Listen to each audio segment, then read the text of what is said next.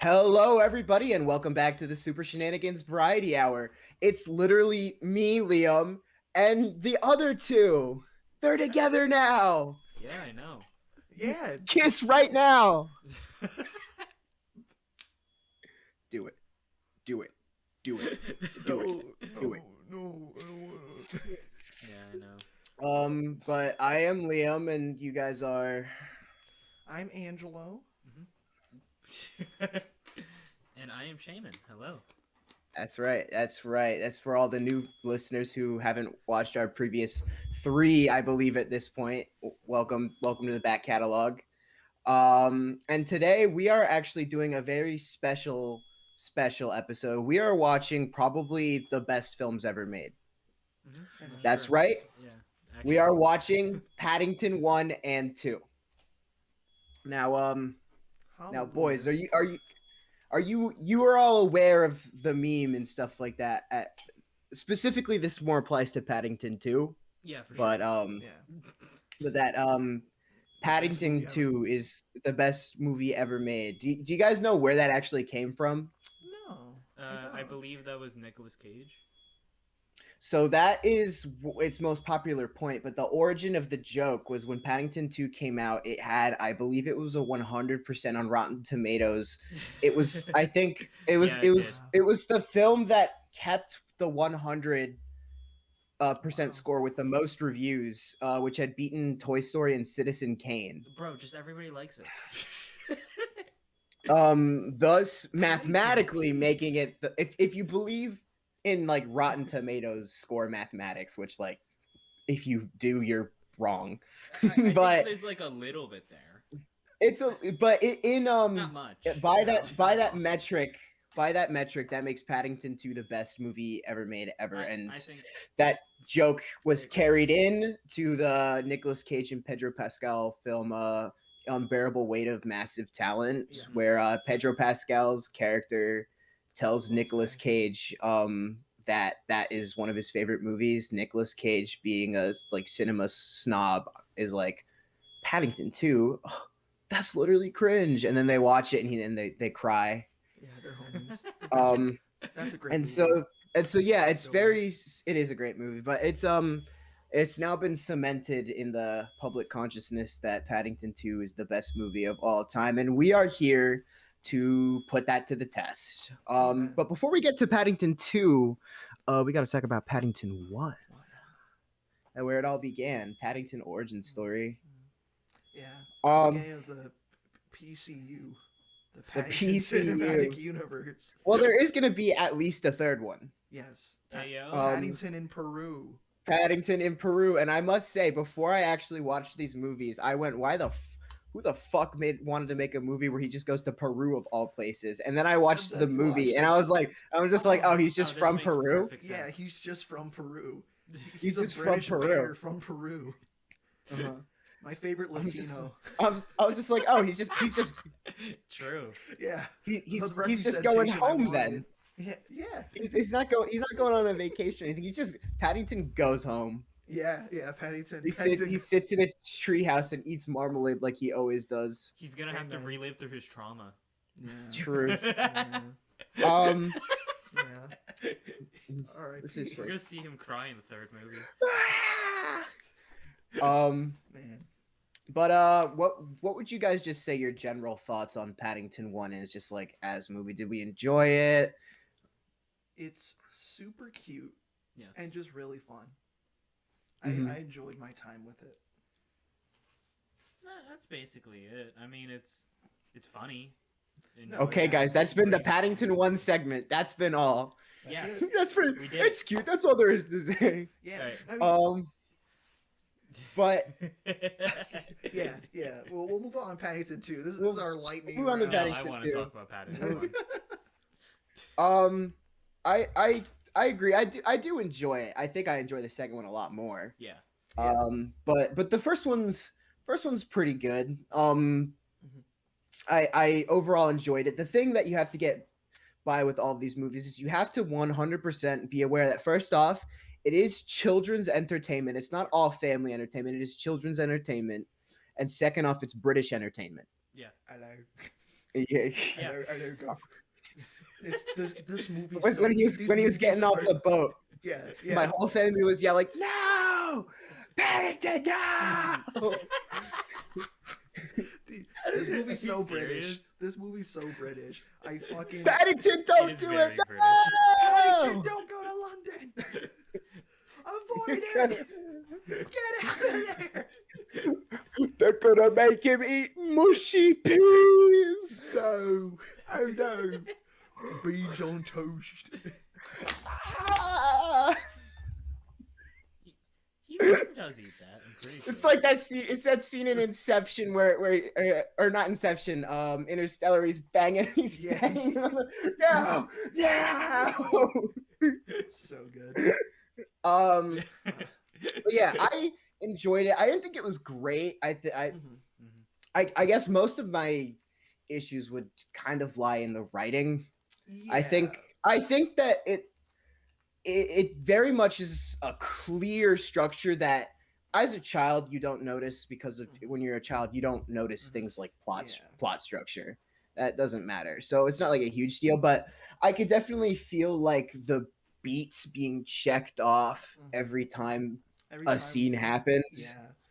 You know, like it does feel very not procedural, but it almost to that extent where it's like, all right, we move the story forward, funny, goofy scene where Paddington fucks something up, then the repercussions of that, and then another story scene, and it's just kind of rinse and repeat Which throughout this first. isn't one. like it isn't like necessarily a bad thing, but I just like I noticed that when it's a little rigidly part of that structure, which is something that I didn't feel in the second one as much. I feel like that one I think Flows a little was a better. less formulaic in its scene structure and just narrative structure. And then I would also say on the positives of the writing, I think the movie's very funny. Yes. Yeah. Oh, it's I think it's excellent. really funny. It's It opens off a little time. not funny. Where it's a little But just with like, the- oh, his hat had marmalade in it, and he goes embarrassing. yeah. And my mom almost like got up and she's like, oh no. No, this like, it's it's just the gonna- it's most gonna be one of British those thing kids' ever. movies. Yeah, it has that like early 2010s kid movie vibe Yeah. where like they go, "Uh-oh, I just did that." Oh, Yeah. whoopsies. Whoopsie. But then there's a lot of other scenes that are just honestly really great. Once I he mean, once he gets to immediately right London, it after. picks up though. oh yeah, it really picks up steam from there. That's when the movie really starts getting funny.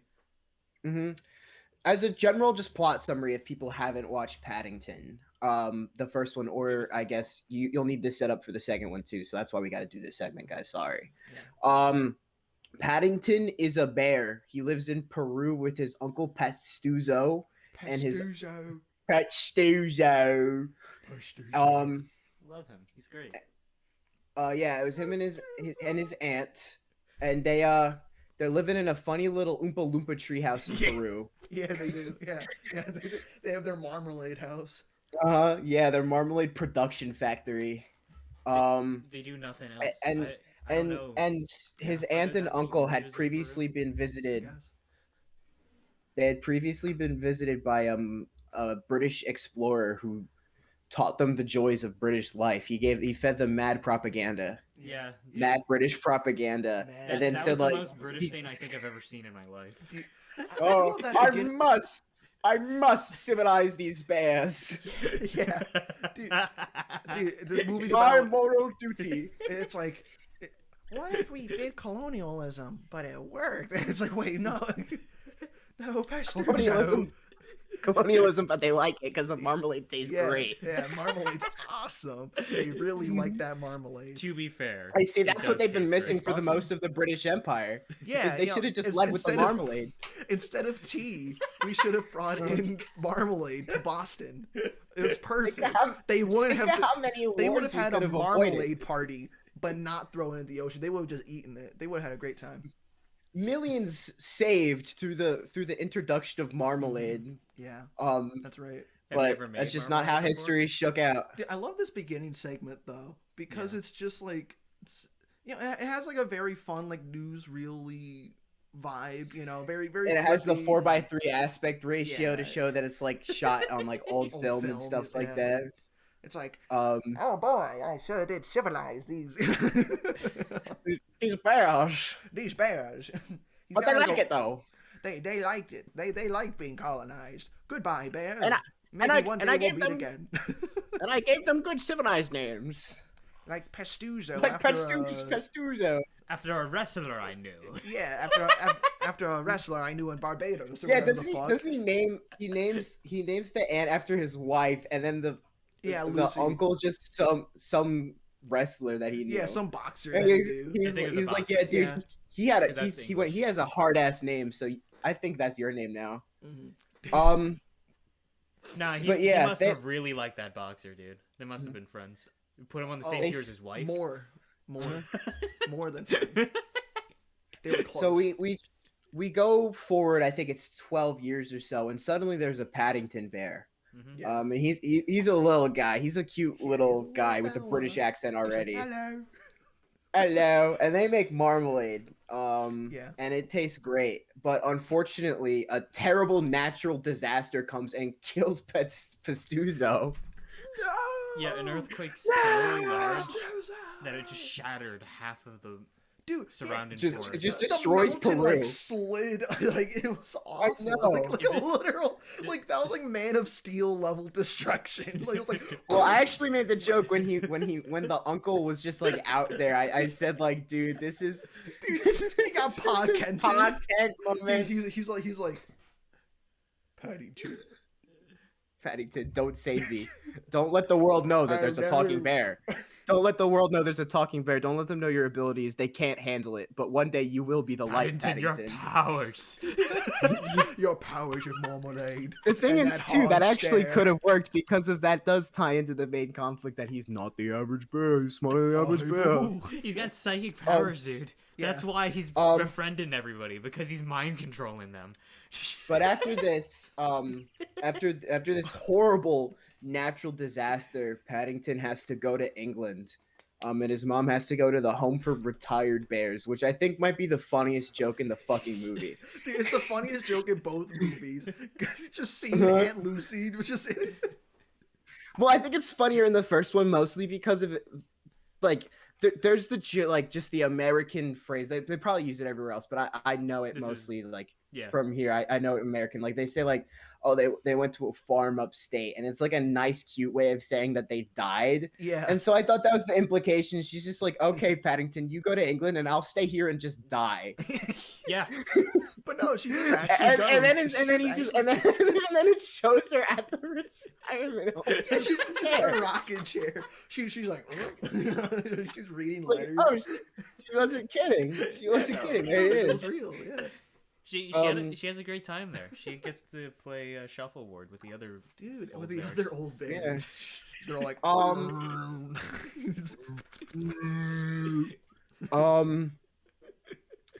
Paddington is homeless for a solid like 2 hours or so. Yeah. And then the quirky Brown family comes with their quirked up mom. Yeah.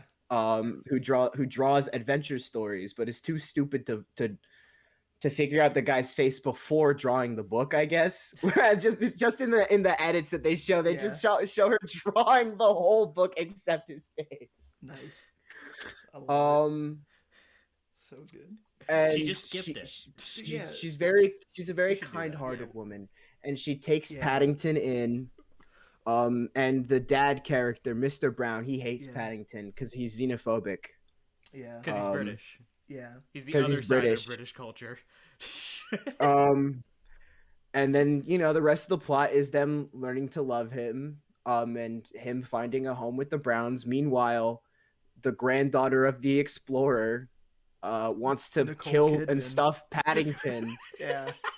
Yeah. because of his powers. First of all, just like Clark Kent and the government. Dude, what a surprisingly intimidating villain. Yeah, Nicole Kidman is just so like weird and breathy, and like she's very Terminator in this movie in some areas. Like she's just like a killing machine. I think she's very threatening with her screen presence, but also her plan is literally stupid. Yeah, it doesn't make any sense. The thing that's significant of Paddington is that he can talk. Yeah. which doesn't come through when you stuff him. He's just a bear. She doesn't If you care stuff about him. life. She doesn't care about Yeah, people. She will kill a person. Yeah, but this doesn't accomplish what she wants whatsoever. No. She's trying to prove the legitimacy She's of crazy. She's her crazy. father's thing. She's like, you know what I gotta do? Yeah, I she's have like- to have a dead stuffed specimen and just go, guys, trust me, when it was alive it begged for its life. Yeah. It's nuts. And then the guild, the geographers guild, would just be like, all right, we'll take your word for it. Like, it wouldn't it Yeah. just make more sense for her to just bring Paddington? Hell, Paddington did go to the geographers guild. Yeah. And They didn't even care. Dude, my favorite thing about this movie Is that there's a geographer's guild? No, is that nobody gives a shit that Paddington's a bear. Everyone sees him, and like Mr. Brown sees him and goes, "Come it's now, just children. another one Let's get away from this like vagrant." it's another one of those bear folk. It's just another one of those bears. It's like, oh. Well, there's whoa. also so Whoa. yeah. This not film use the- very much thematically is about like immigration and stuff like Mhm. that, and like sort of like being scared of foreigners in Mhm. particular, and learning that foreigners are not a bad thing, especially when they're cuddly They're a bears and bear. like marmalade, Yeah. and they're really nice. Yeah. Yeah. Um, Exactly. but- you're so right. But yeah, Paddington acclimates to his environment. He slowly warms the heart of Mr. Brown. Mr. Brown dresses up. This is a very common British trope, dressing up as a Yeah. maid to break into a like. The geographer's I've seen guild. that. I've seen that 3 times. That exact thing 3 times in the past 2 months is a British piece of media where like an older guy dresses up as a maid Dude, and then gets hit on. in the geographer's guild, that guy was this is down bad. This is the most British thing ever. Well, you saw him in the second one, right? Yeah, dude, he's down bad. He quit one job and went to another and still fell for the same thing, bro. He's he down saw, horrendous. dude. He saw actually. Mr. Brown in that maid outfit and was like, "Hello, ladies. Hello, governor." He knows what he's about. He could see.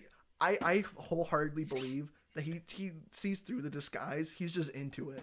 He doesn't He's just- care. He doesn't he's- care. he's He's, fucked with just it. down. He's just down. He's just down. Yeah. Dude, it's just the thing that's funny about it isn't even that he's attracted, like that he's gay. That's not the fun part. It's just how complimentary he is. Yeah. Oh, He's like, somebody "You're stop that beautiful." stunning maid. Yeah.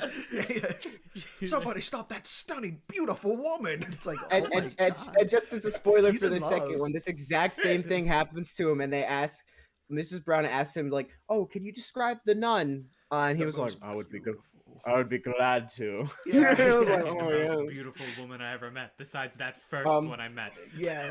Besides that lovely maid. But yeah, I think I love the you. plot structure is a little rigid, but it works. But the primary thing that works with this is the dialogue is generally so funny. Yes. Dude, yeah, it's so Um, quippy, so fun. It's so dry and British, but like Mhm, not like sardonic per se, mhm. which is very British, but like very like light Yeah. sort of comedy, like almost I would say like cartoony or like sitcom-y, but like Mhm. charming and goofy in all the right ways. Yeah. Other things I would just say is, unfortunately, I could the kids might as well not be in the movie for as far as I care. Yeah.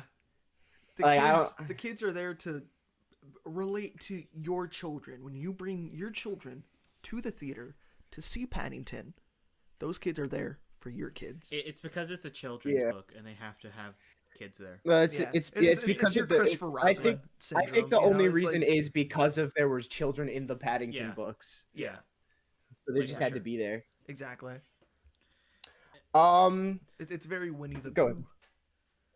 We'll get to that. Yeah. Oh, we will. Yeah. We'll get to that. Yeah. Dude, they're gonna fight later on. Dude, bear v bear. Mhm. We'll talk about it. We'll talk Hold about off. it. We'll get there. We'll go into the Um, Winnie the Pooh Paddington Mhm. death match later.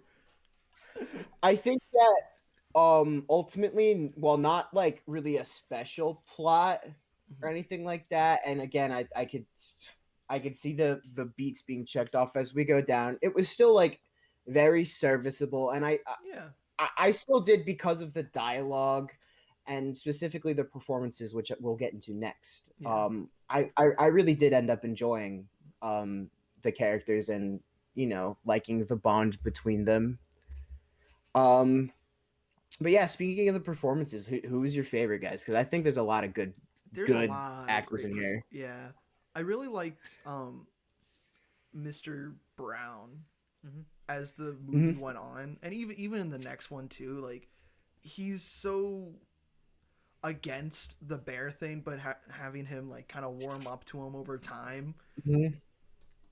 And just like Yeah. the type of shenanigans he gets into, because he's very much the butt of the joke. Like, if like my parents watch a lot of like old like 50s and 60s like sitcoms and whatever, so it gave me very much like what's the one, Bewitched or whatever, where like the wife's a witch, and like every time she casts a spell, her husband always like has something happen to him, or like coffee Yeah. pot will spill. He's always the butt of the joke, and I really enjoy how he plays with Paddington in that regard. It's must be so hard to be funny and endearing to a tennis ball. Yeah, yeah. Looking at that Because- that little green ball, you're like, yeah, that's a bear, that's a bear, that's a bear. he does a great job. He does a great job. His I character's love him too, also and I think he's the one that has the most like definitive arc Mhm. out of all of them. While Mary Brown, the mother, is like a very endearing character, she doesn't really Yeah. have to change. No, yeah, like she's already very kind-hearted, very much Mhm. a good person. She's very much a vehicle to kind of help Paddington through, Mhm. London and Britain and all that jazz. Mr. Brown is such a curmudgeon, but I love him. I think my favorite detail is the cutaway gag where they're going to the birth of their first kid, and he's going on his motorcycle, and he's such like a Double leather badass, and jacketed they're like, up, yeah. having kids will never change us, right? Woo, live free, woo. And then they go in, and then immediately after comes out like such a like Like beige, 35-year-old beige wet blanket. like yeah. wet blanket of a like He's like, it's safety, such a good bit. safety, Mary, safety. We have to be very safe, very careful. Where's the goodbye. bike? Oh, I showed it. Here's a new minivan. Oh, God, oh, shut you down.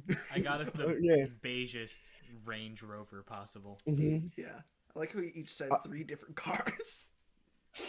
I also thought I don't just a remember what car it funny was. one. Yeah. I thought Peter Capaldi as Mr. Curry was so silly. He's such a simp. He's such He's an great. asshole. He's such a dick. In this movie Well, I and the think next it's- one, he's such a hater. He is. I think the So- funniest part too. So he helps good. Nicole Kidman try and get Paddington, but he thinks she's just like ice or something like that, and she's just gonna deport him. And she's like, "Yeah, I'm gonna kill him and stuff." And he's like, He's like, hello. She's like, what?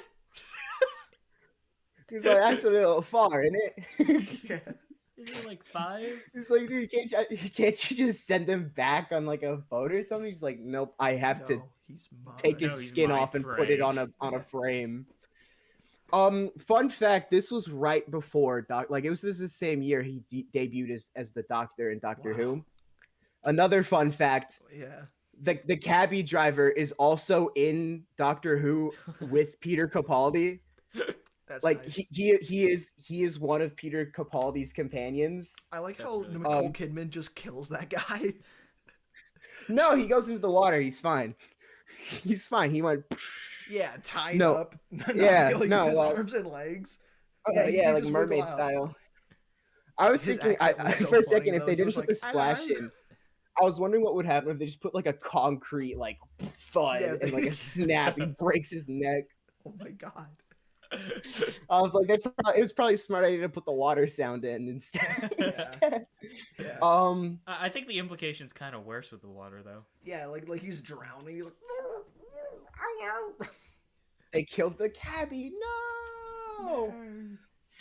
Does he come back? I don't think No, he does. No. In the second He's one, dead. no. He's actually just bro. dead. No, the cabbie dies. He has to hitch a ride with the trash guy, and the Yeah. the woman on the bicycle. Yeah.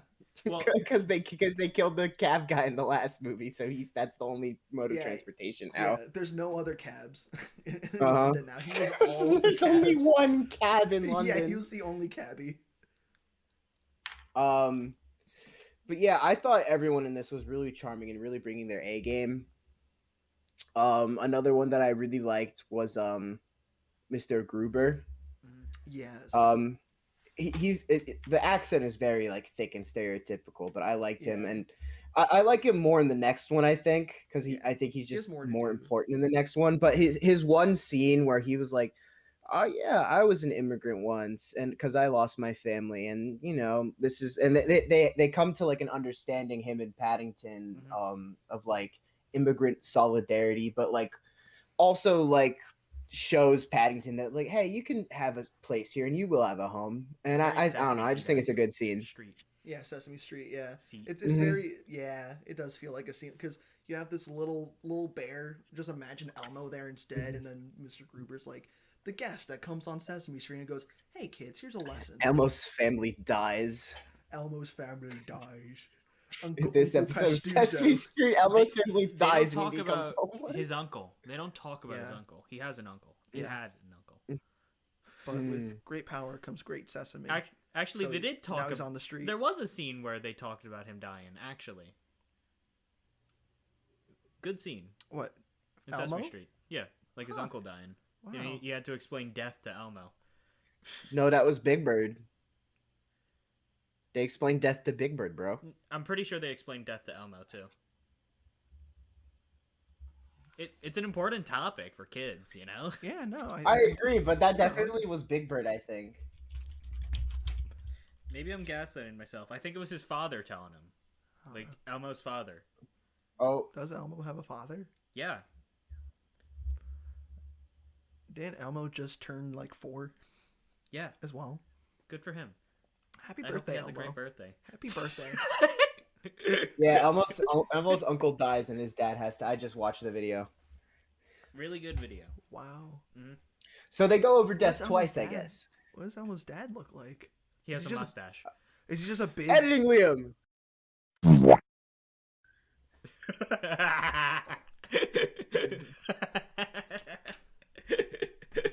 I'll type it in the chat for You don't have to do that. I have to watch these all the way through anyway. Alright. But yeah, I just generally enjoyed the cast of this. I thought they were great. I think this movie was very well cast. But I Honestly, think both that of the them. best thing it actually does is this film is so gorgeous. Yeah. It looks so good. Mm-hmm. Oh my god. I'll even actually say in some parts I kind of even think it looks better than the second one. Mm-hmm. I think that's controversial, but I'm not sure. Yeah. But I'll get into that when Paddington 2 comes up. You get to see more of the environment in this one. Yeah, The environment's more of an important thing in this one, like London as a city. Yeah, it's very Well, I much, like, think the familiarity with it, getting used to it. Yeah, there's a couple things such as like the composition is always just really clean and there's a lot of symmetrical like uses of the environment. And excuse me. And the thing that I think I find most impressive is like the edits and transitions that they do in between scenes all the time to show like the states of characters. I think the absolute best I audibly gasped is when after raiding the Geographers Guild, dressing up as a maid and shoving a sandwich into their pipe system. Yeah. They watched the reel that the explorer recorded when he met Paddington's family. Yeah. And he walks up, and since it's like a projector, Paddington's leaving a shadow. And he walks into the shadow, and it dissolves, and it's like he's walking through water, and then he's in the film. Yeah. Oh, so good. Very good shot. I love that. Yeah. Chef's kiss. Like it's a very immersive use of like editing. Shout out to trash trucks. Paddington's on that truck right now. Yeah, he is. He's like marmalade. There's a marmalade sandwich for you marmalade. outside. Yeah. Go grab one. Yeah, shoots with a t-shirt. Paddington launcher accidentally into comes to Into your Philadelphia. Yeah, yeah, takes your teeth out from the Thanks. velocity of the marmalade sandwich. Clunk. Holy shit. Dude, after that, the only thing I'm eating is a marmalade sandwich. Just bread and goop for me, please. Yeah. Just Well, it's tasty goop. There's other really gorgeous examples of them doing that style of editing and stuff too. Like I think primarily in the household, there's like this spiral staircase where they have the tree with like the cherry. I think it's a cherry tree. Yeah. And when he's gone, the leaves blow away to show that this is now a barren household, a dead and barren, lifeless household. And then we need that bear. When he comes back, it's all full of life again, and the pages even spread out further, and you're like, that's beautiful. Could you imagine if Paddington died? Could you imagine how much the family would be shattered forever? Yeah. They would. Do you think Miss Bird? It's just a crack house now. Do you think Miss Bird? They're like. Yeah. Do you think they're made Miss Bird like repaints that wall every time a family event happens just to keep like an update? Yeah. She's doing that every time. I love Mrs. Bird though. Mrs. Bird also like knows the status of the family at all times. Yeah. Based purely on the state of her knees. Yeah. Yeah. When she feels a wind blow through her knees, she knows something bad's gonna happen. I kind of like that actually. I kind of wish she painted it on. Yeah, show a scene of her painting it. It is really pretty to see, but that would have been really funny. Mrs. Bird, what are you doing? Oh well, this is a dead household, Sonny. You and Mary got into a fight yesterday, and I think there might be a divorce. So I'm painting the fucking barren ass tree. I'm painting 2 different trees now that don't connect. That's symbolize 2 different saplings reaching up. And the roots, you can see underground, the roots are close, but they don't touch. One of them's withering away. One of them's withering away. It's your fault. It's your fault, Mr. Brown. And in general, the coloring of this film is like really nice. Yeah. Like very cozy. Very, very cozy, like lightish colors and stuff like that. Like nothing it's not too heavily saturated or anything like that, but it's still like a nice poppy look and stuff like that. I think the film is absolutely gorgeous. Do you guys have any scenes that you remember that like looked really good? Honestly, I really liked a lot of what was going on within that final kind of confrontation between Paddington and Nicole Kidman, at least right before where they go up onto the roof. Nice. Like kind of like the shot where like Paddington's running and then like he falls over after like Nicole Kidman shoots and we're like, did she miss? And he just kind of like falls face first onto the bottom and he's just got the little tranquilizer dart in his butt. Dude, I thought the one where he falls down the stairs was so funny. I'm like, oh my god, that bears he falls down like a whole flight of stairs, and it's not like sliding; he's like bouncing, like. You gotta remember, Paddington is actually just a child. Yeah, Paddington's just a boy. He's just a boy. That's sad. He's just an ordinary boy. He's just a boy. Please don't skin him. Please don't skin and stuff him.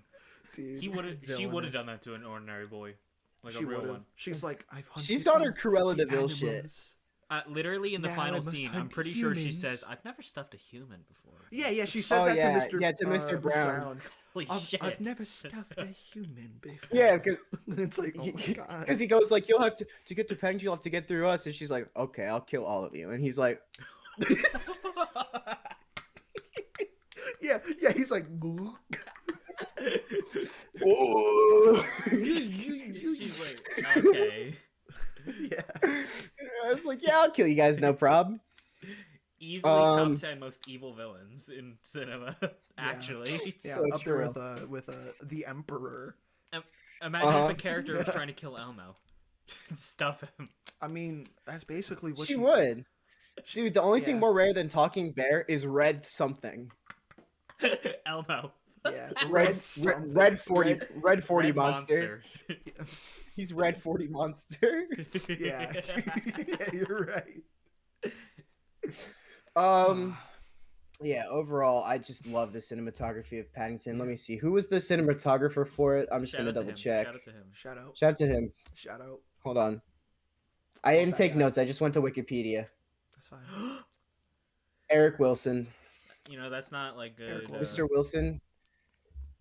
Dude, I I love don't you. care for normal.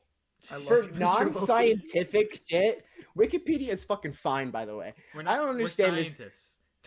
I don't understand this bullshit where people are like, Wikipedia, yeah, it can be wrong sometimes, but also it's when they go like it's not a valid link. Yeah, it's right, but it also you're meant to cite all the sources at the bottom. So you could just go to Wikipedia, read the general summary, and then go read the fucking addendums. So fuck you, academia. You should watch the Killer 7 episode to find out why Wikipedia is that way. Yeah. Mhm. Yeah. Watch Killer 7. Yeah. That'll explain Watch everything Killer about our 7. current geopolitical state right now. With Yeah. Wikipedia. With Wikipedia. Wikipedia. Specifically. But yeah. And as far as thematic discussion, we've already gone over it a little bit. This is definitely like a xenophobic takedown movie, I guess. Yeah. I don't know, making it sound like that makes it sound like so like super political, like it's a politics movie, but it's like it's just not. It's more of a cultural thing. Yeah, it's kind of more commentary on London, the culture. Yeah, London, all that British jazz. culture, because London's a, from what I know at the very least, I haven't been there, so I can't confirm. Yeah, but it's more inclusive than say like other parts of England. Yeah, like London, from what I know as well, it just seems to be a big melting pot, and especially not only in this movie but in the next one, they really lean into that too. And that's. But they definitely do struggle with xenophobia. Yeah, definitely do, Yeah. especially because of this is like Brexit.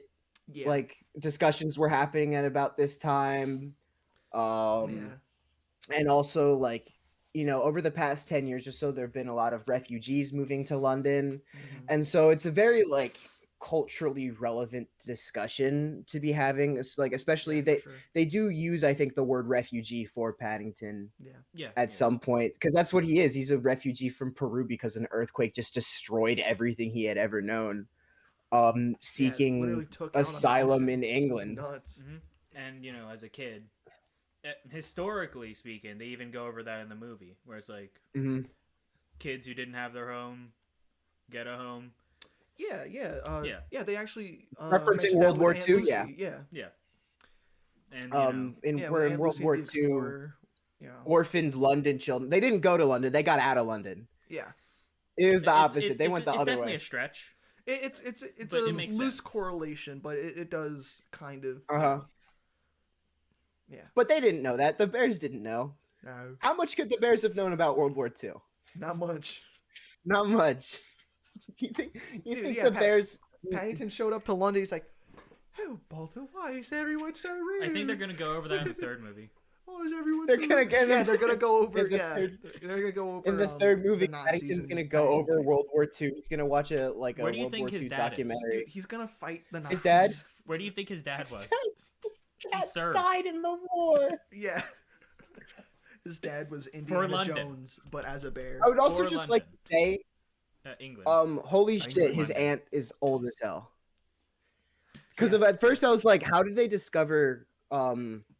Clearly it was post World War II when they got discovered, but not by a lot, because of the footage was still black and white. So it couldn't have been any later than like potentially the 60s. Yeah. But it probably would have been like late 40s, mid 50s. Yeah. When that happened. Yeah, she's old as shit. And then in the next movie they clarify like, yeah, his aunt's like 100. Yeah. He's old. How long do bears? What's her name again? See, bears live like 20 years, I think. Lucy. Yeah. 25 years in the wild and 50 years in captivity. She's just built different. She's just. To be fair, fair, she's a talking bear. Paddington is like a different species of bear. She exists entirely off of marmalade too.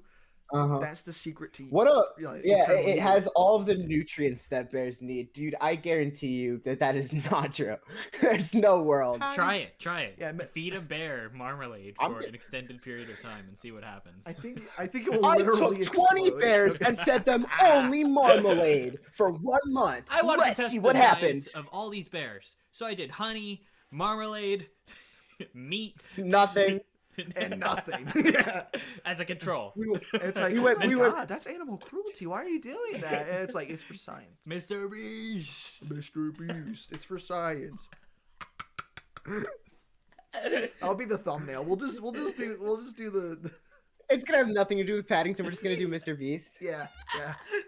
Hey, click on this because it has Mr. Beast. Yeah. Watch the video. We'll put it in the tags. That's all we'll do.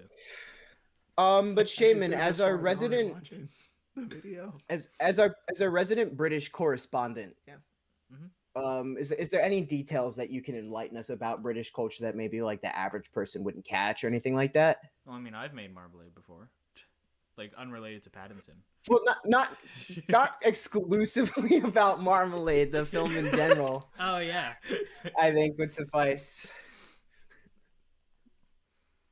Oh yeah, you gotta use a lot of oranges. Yeah. Just all the sugar. It's like oh, okay, thanks, man. Sugar. Yeah. Like this film in specific is kind of just like a wide look at British culture, like the specific xenophobic stuff that you already talked about. It's kind of shown with the side characters. I don't know. We kind of went over most of it, I guess. All right. Nothing we've missed. Nothing too much. Sorry. No, yeah. I think it's pretty solid. it's just pretty like you could read everything that you need to from just watching the movie. Like I'm sure I can think of some example, but I mean, yeah. But not right now. All right. Well, Paddington too. There you go. I think now it's time. So I actually had this class in school, guys. I go to arts college for film, and oh, you do. What we have. Wow, that's so cool. This is for the viewers, you bastards. In case they didn't watch the first episode or the second episode, I don't even think we brought it up in the first one. I was surprised. I didn't know. New viewer. You like Paddington. You like us. You like Paddington. We have this class called Film and Filmmakers, where you watch a film, and then afterwards you interview one of the primary like creative forces in that film. So that will generally be an actor or the editor, or the director, and I actually brought a special guest. Oh. So if you'll give me one moment. Is it Elmo? It's Paddington. It's Elmo. Oh my god. It's Paddington, bro.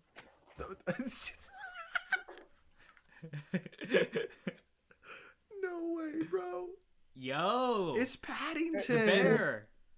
Hey guys, it's the real Paddington. Hello there. That's gonna be a problem. Give him some marmalade. Marmalade. Do you have any questions for Paddington? Paddington, how is London these days, Paddington? Did you enjoy working on the movies? Did you film like on location, or was it mostly like sets? We filmed location. Marmalade. Wow. Paddington, you okay? Paddington, are you alright? I'm a bit of a cold. Oh, that happens. Yeah. Yeah, you should take some marmalade to fix that up. You should take some marmalade flavored cold medicine. Oh. All better now. So this was anyway, your preparation. We filmed on location, and it was a very pleasant experience. And there was a lot of rain, and stabbings and acid attacks. Quite horrid country. It's bad nation. Yeah. Going back to Peru, Paddington 3, Paddington in Peru. I didn't tell you could plug your stuff, Paddington. Alright, kick him in the call. Yeah, get out. Of here. Leave. No, I'm kidding, Paddington. I love you. Any more questions? Oh, Shaymin, you got one? So you once visited with the Queen, actually. Mm-hmm. Oh yes. How was I she? killed her. You're so stupid. that was your recent visit with the Queen, Paddington? You killed her? You heard it here first, folks. Like and subscribe for more content like tag. this. What? Huh? No, it says it's like we're, It's the a bit tag. more You know the familiar, tag but in the movie? Yeah, I know. it's just the real tag. Yeah, it's that same exact fucking. That is actually a pretty cool plushie. Yeah. Yeah, I bought the whole reason we did this episode is because I bought this. Really? Yep. Why would you do that? Because it was cute. I thought it'd be I mean, cool. it was cute. Yeah. And it is cool. It works perfectly for the episode, Shaymin. Is there a marmalade sandwich under his hat? Yeah. Take off his hat. Sorry, Paddington. We're going to take off your hat real quick. If it's stitched on there, please don't take it off. Oh my god. No, please don't. Yeah, no. That bitch is stuck. Oh, sturdy construction. That's good. I'm glad he wasn't. All the Marmalade made it. Alright. That was awful. Whoa. That was awful. That was a great segment. I'm glad we had Paddington show up. That was an awesome special guest you brought on. Oh. Oh, your audio's screwed up too. Anyway, time for the good movie now. Yeah, Paddington 2. Yeah, honestly, Paddington 1's just cute. Paddington 1's like fun, like if you want to throw it on, if you want to have something on the background. Yeah. It's Your kid fun. probably will learn something. And there's plenty of great kind of slapsticky scenes within Paddington 1. But I think Paddington 2 it's just a Smacks the shit out of Angelo. yeah, just just really knocked me out. Mm. Oh my god, and Shaymin dropped their phone. I always drop my phone. Alright, go on. But yeah, no, I think Paddington 2 is really a step up in a lot of ways from Paddington 1. Not only within its set pieces, but also just what you mentioned earlier, Liam, with like kind of some of the general structure and pacing and all that stuff. So, I like this movie a lot better. Yeah. Yeah.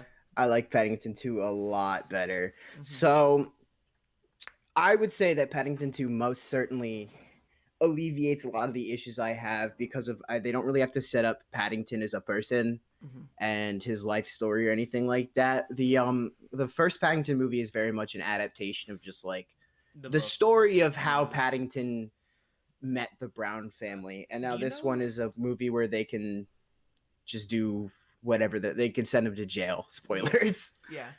Did they have the villain who stuffs Paddington in the books? I doubt it. Yeah. I feel like they were. Like, I don't think the got Paddington Nicole books Kidman. probably have villains like that. I bet they just needed to do that because of it's like It's a movie. a Keep movie talking, I'll Google it. and Could you imagine? okay. Could you imagine? Go on, keep going. It's just because of I don't think that they wanted to do a slice of life hour-and-a-half movie, which, to be frank, I kind of think I would have preferred, but Yeah, I kind of would. but it's okay.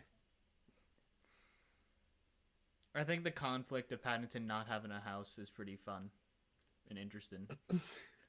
His homelessness. I was gonna.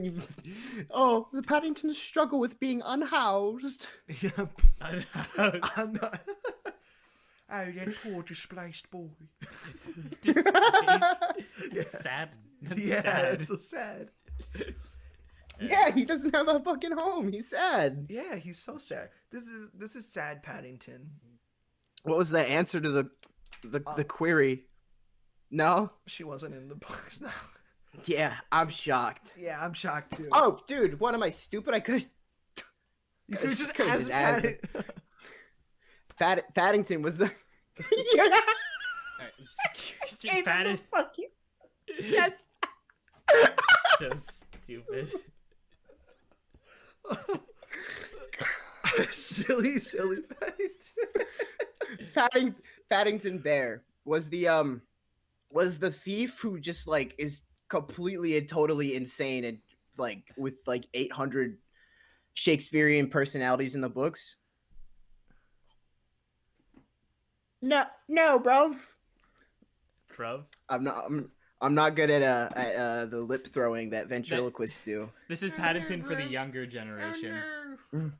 This is Paddington on YouTube Shorts. He's ruined. His life is ruined. God. He's on TikTok e-begging. Dude, I fucking hate. All right, Paddington. Give him bits. Give him bits. Give him bits. Give him emojis. So I would give him bits. Yeah, I would. So one of my notes for this movie is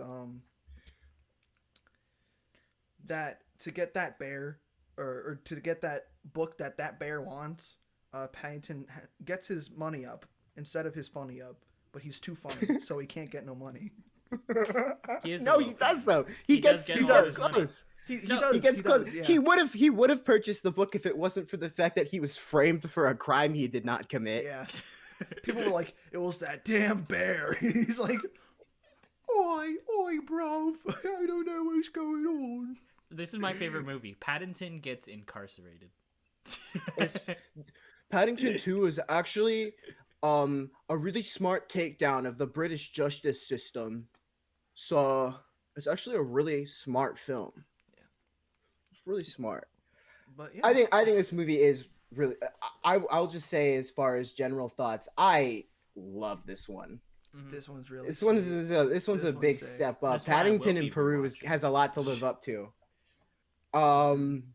This is a I really just great enjoyed sequel. Yeah. I enjoyed the cast of like the prison characters and stuff like that. Brendan Gleeson. Oh my god, dude, what a great Yeah. guy. Knuckles. Knuckles, yeah. The echidna. Yeah, for sure. I wrote that down in my notes too. Brendan- We'll get to it. Brendan Gleeson is Knuckles the echidna. Yeah, it crosses over with the new Sonic movie. Paddington's gonna be in Yeah. Sonic 3. I'm upset. Wasn't he in the last one? Wasn't Knuckles already in it? No, Yeah, I'm he saying was. Paddington. I'm saying Paddington's gonna be in. I know, Sonic 3. but in oh, you're saying okay. I was gonna say Yeah, we're yeah, yeah. recasting. We're recasting I Knuckles thought you for were Sonic recasting 3. Knuckles. No. And I'm like, what? No, since they're homies now, Paddington's Oh, gonna yeah. join Sonic 3. He's gonna help Sonic escape the city.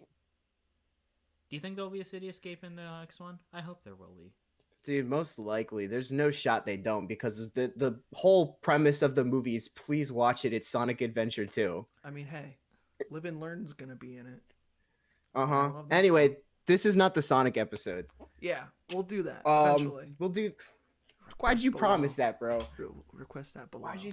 Why would you? I'm request cutting this. that? I'm cutting this whole bit out. Put comment. There ain't gonna be Ask no us for Sonic the episode. Sonic I episode. Go don't even on, know go that. on. No. Yeah. As far as the writing for this one, I think it's even funnier. Without a doubt. Oh, without a doubt. They really. I find myself like laughing out loud at a lot of. You know what I'll say too? The physical humor I didn't really care for very much in the first one, but in this one I thought that was a lot funnier. Yeah. Oh, for sure. Because especially in the beginning when Paddington in the first He's one he doing the odd used jobs.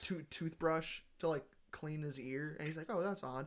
But now this time he just He's starts using double. two. He's double toothbrushing his ears and mouth. And they're It's electric. disgusting. Yeah. That's how you know he's used to modern life now. He's adapted. Yeah. Yeah. He's using electric toothbrushes. At this point too, that means he's doing that on purpose because there's no way that no one has told him at this point that that's not what that's for. Yeah. No. He he's just just chose. like, I like this. Yeah. It works for him. Yeah, it works for him. so- He's a bear. Yeah. Can't tell him no, or else he'll maul you. Yeah. He likes little brain massages because he's shoving those bitches in there, bro. he's going to his crane. Yeah. Did you hear Yeah, his cracking eyes noises when he literally- did that? I heard cracking noises. Yeah, in yeah. the film. The skull just yeah. I think not just that, but like the Keaton Chaplin-esque sort of like window cleaning segment, Yeah, I that's found right. a lot funnier Yeah. than like say like an equivalent to that would be like probably the bath segment. Yeah, because I feel like the window clean segment just has so much better push and pull, anticipation. Like he's figuring out, like, okay, I'll pull this up. Oh no, I'm going down. Oh no, my foot's stuck. Oh no, there's something on my head. Oh no, stairs. Like it progresses, and then it leads to him figuring it out. And then there's good progression there. It's not a bit just to be a bit. It's a bit to kind of keep. I can't move believe the we narrative haven't along. talked about this. Yeah. The band. The band. I love the band. You're right. The band who's canonically in every scene that they're playing. Every single scene, no matter what. They're awesome. What genre would you say they are? I don't know. I was kind of thinking. What don't you want to say? Well, I don't want to say mariachi band because that's like that's not true at all. That's not true at all. There's a good reason you don't want to say that. Yeah, because it's not accurate. But that's the first equivalent. That's the only equivalent I have. They're just kind of like that's kind of jazzy. Yeah. Yeah, I was gonna say either jazz. They're just a street performing band. Yeah. They're like classic. Let me see. I don't know. They do a lot of different genres. Yeah, just jazz is what I'm seeing. Yeah. I don't know. I'm not super into jazz like personally, so I can't tell like the different variations too well. But there's a jazz band that sort of plays thematically relevant songs whenever required. Either way, they are anywhere. In this film, I found them way funnier in the rain because they were in a lot goofier spots. In Paddington 1, I'd say like the set pieces were a lot more normal. Yeah. And like mundane, so they'll just be on a street corner. In this one, he's like cleaning the window of a skyscraper, and they're just on the platform with him going down. Yeah, and they're in the jail in prison uniforms. Yeah. Well, they went to jail, obviously. They also got arrested for the sake of the plot. What crimes do you think they committed? They also got framed.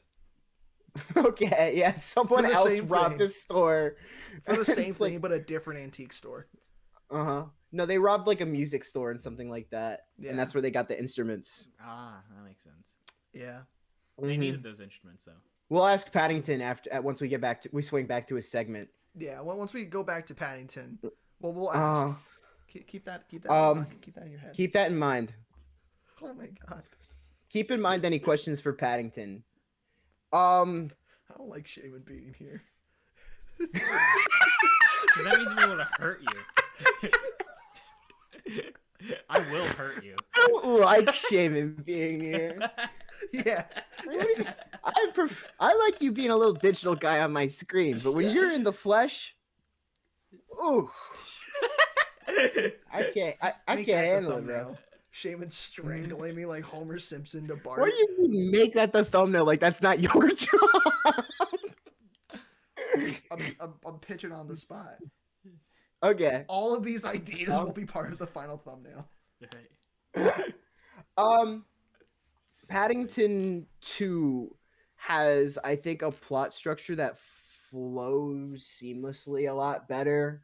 Like, it's still definitely the 3-act structure applies, but I don't feel it as much. I'm a lot more able to just slide into this movie because I think they don't have to do the things like, and this is where Paddington gets acclimated to the home and he destroys the bathroom because he doesn't understand. And boy, that makes Mr. Brown mad. Where in this one, it feels a lot more just like Paddington is put in a situation and just through the power of being such a nice guy. Yeah.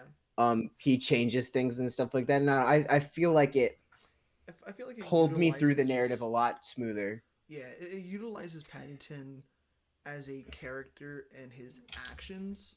Like, it utilizes that a lot more to kind of progress his arc and his narrative rather than just a fish out of water segment to kind of, like that initial bathtub scene. Like, it's pretty funny, but the thing is, it's just very, like, we've seen this before with plenty of other things, right? Where it's like Wolverine gets used to his claws in X-Men Origins Wolverine and slices that sink. Look at those CG claws. Oh man, he doesn't know what's going on. Paddington doesn't know what a toothbrush is. Uses it on his ear. Dude, what a silly guy. Dude, what a silly little dude. Wolverine in this one, what if a bear was in Shawshank Redemption? Yeah. Yeah. What if a cartoon kids bear? What if a cartoon kid bear just made friends during Shawshank Redemption? And you know what? It works a lot better. Dude, it's so good. Mhm. It's so good. This movie's so good. It's so good. You guys need to watch it. So how about I took the plot summary for the last one. Does anyone want to take a plot summary for this one just to run it through to any audience members who've not watched Paddington 2? I can do that. Sure. All right, go for it. So, basically, you already went over the part where he got framed for. Yeah. That's basically Stealing a book. Yeah. Why did he want the book? The book was stolen because the villain of the movie, the thief guy. I forget his name specifically. He's played by Hugh Grant. Yeah, Hugh he's Grant's great in this movie. He's so good. I love him in this movie. Absolutely. Paddington needs to get this book for his aunt because if it's her like 100th or it's her 90th or her 100th birthday. It's I her don't remember 100th which birthday. number. Yeah. It's her 100th. It's at And least he needs a over special 100. gift, and she was too old to go to London, so he's getting her this really rare London pop-up book, but it gets stolen. Yeah. Yeah. By the thief, and then he's framed for murder, so he goes to jail. Meanwhile, for murder. Not even for stealing the book. It's just like some guy got shanked like 3 streets down. Yeah. Paddington rides on his dog friend though to go after Hugh Grant. It's pretty cool. And Hugh Grant alakazams and poof ninja vanishes. Yeah. Paddington goes to jail. He's prosecuted for that and for giving the most Yeah, fucked the up judge haircut of all really time to the wasn't judge. having it, Dude, honestly. my brain's broken. I saw that judge and I was like, dude, it's Albert Einstein. He's from Oppenheimer, dude. From Oppenheimer. Dude, it's Albert Einstein from Oppenheimer. Oh, he was the guy that Paddington shaved earlier on. Yeah. That's really funny. Okay, no wonder why that court trial that trial went like that. Yeah. Don't shave your Talk judge. about impartiality. Yeah. Don't shave the judge. That This guy shows gave me how- this guy gave me a fucked up dude 2 days ago, so he's going to jail for 10 years. Yeah. Yeah, that guy probably should have like. Dude, they he probably puts- should have had a retrial there or something. Yeah. What's my note? All I know is in the U.S. courts that most likely wouldn't fly. I wouldn't say wouldn't for sure because of you never know. You never know. Depends on the system. Depends on the courthouse. My note says bro Peter Capaldi is such a fucking hater because when everyone comes outside to see Paddington get locked up, he's like, yes, good, get that bear out of here. You know, I'm like, No, why did they bring him back to his house to arrest him? facts. So that they can say so that the whole all right neighborhood say goodbye to Paddington now. Yeah. Like that's like he's like several blocks away. Dude, yeah, they throw him with a fucking hooscow, bro. Like they arrest him, then bring him back home just to be like, yeah, by the way, we're taking him to jail now. Goodbye. Yeah. So funny.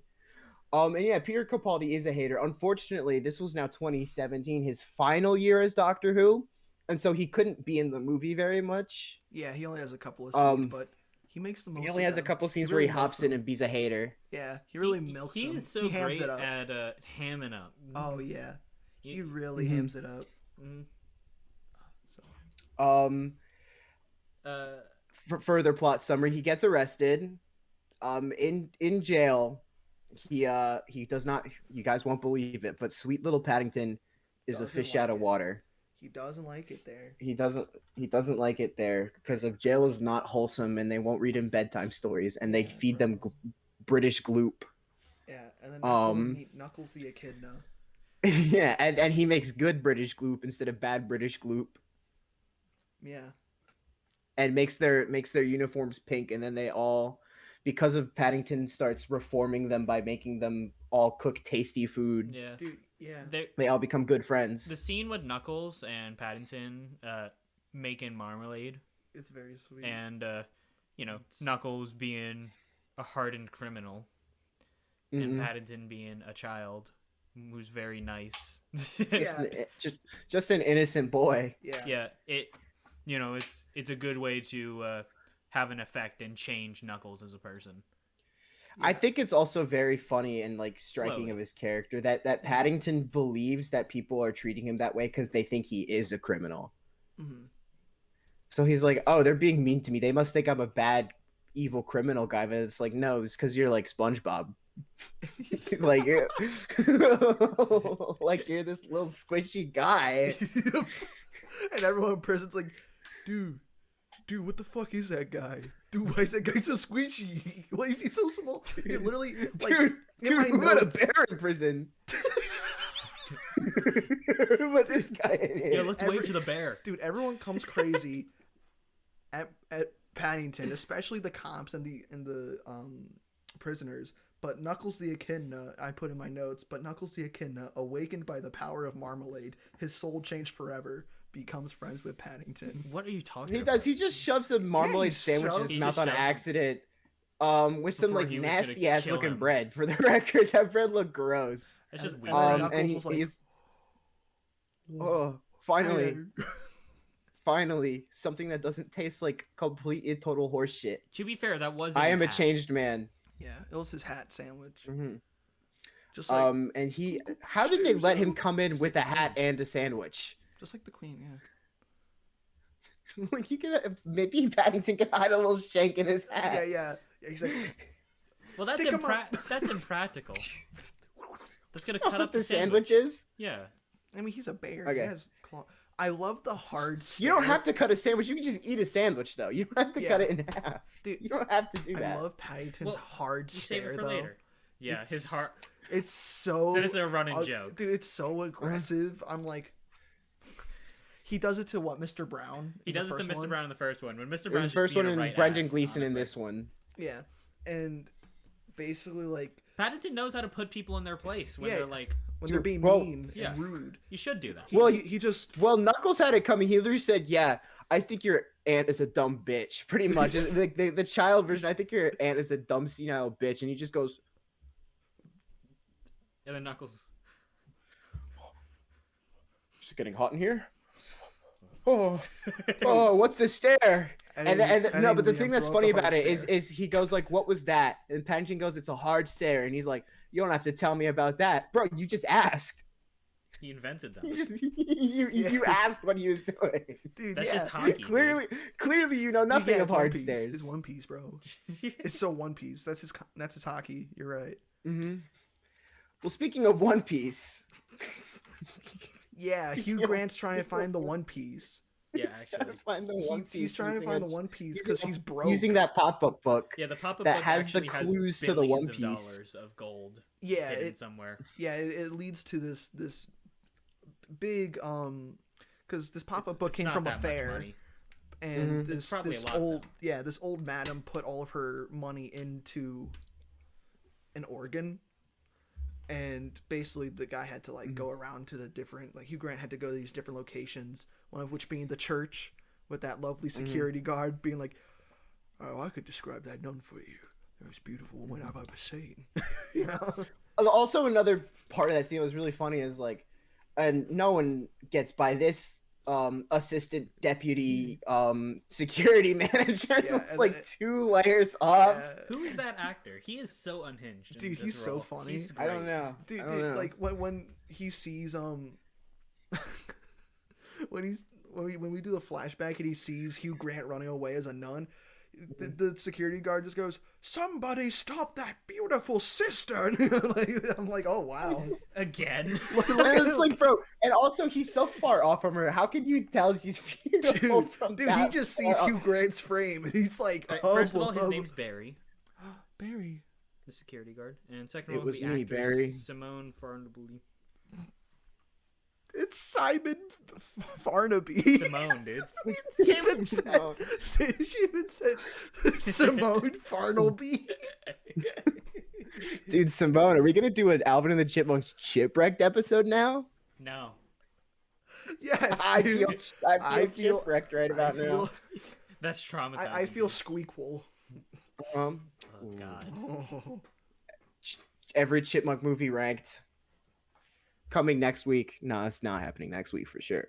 But yeah, so Paddington's family, who trained in vigilantism from the last movie, break into Hugh Grant's house, discover that he's 100% guilty, neglect to actually collect any any evidence to Evidence report at to all. the authorities. Mhm. Yeah, Hugh And Grant they does forget do a to good go job visit. of hiding that, they- the fact that he did it, Uh-huh. because Mary's like, yeah, I'll put a drawing of the guy, and then it's a pencil drawing, and then He's so hot. and then Hugh Grant's like, he's so hot. I love his blue eyes, and then she's like, It's black and white, bro. And he says, I must have colored them in. It's like, yeah, I sure, just man. colored them in. He points at his head, but it's also kind of at his eyes, and then it's like, And then Mary's like, oh, so it's you. Oh, so you sent my son to jail. Okay. Yeah, she shanks him right in there. Yeah. so she breaks an energy because if they were later. because they were busy not collecting evidence, they can't visit Paddington, which breaks his poor, sweet little innocent boy heart. Yeah. And at this point, prison's been made wonderful because Paddington reformed the prison system. Reformed literally everybody, including the security guards. They have Paddington butterscotch introduced pie. like the Nordic prison system. Yeah. They're all homies. Actually. They're all good pals. Uh-huh. And it works. It does. And all his good pals are like, all right, well, your family doesn't love you anymore, bro. Sorry. So we got to get out of here. And Paddington's So they do. Yeah. But Knuckles lies to Paddington. He's like, yeah, we're gonna bring you to your family, and we're gonna clear your name. And then when they get to the plane or whatever from their hot air balloon that they escape on, Paddington's like, I thought we were gonna go clear my name. And then Knuckles is like, no, we're going to Mexico. We're gonna cook. It's like, what? It's like we're gonna cook marmalade. Kid, we're gonna make marmalade out there. Yeah, Breaking Bad, but with marmalade. They're like, no, I think we're just gonna go get jobs, bro. I think we're just gonna go be bakers and shit. Yeah. Which It's time to bake. Which Paddington, it's time to bake. Paddington is which they do. A new life. So they abandon our poor sweet summer child. Yeah. Leaving him completely hopeless in this world, alone, without a family. The Browns, the children don't do much once again.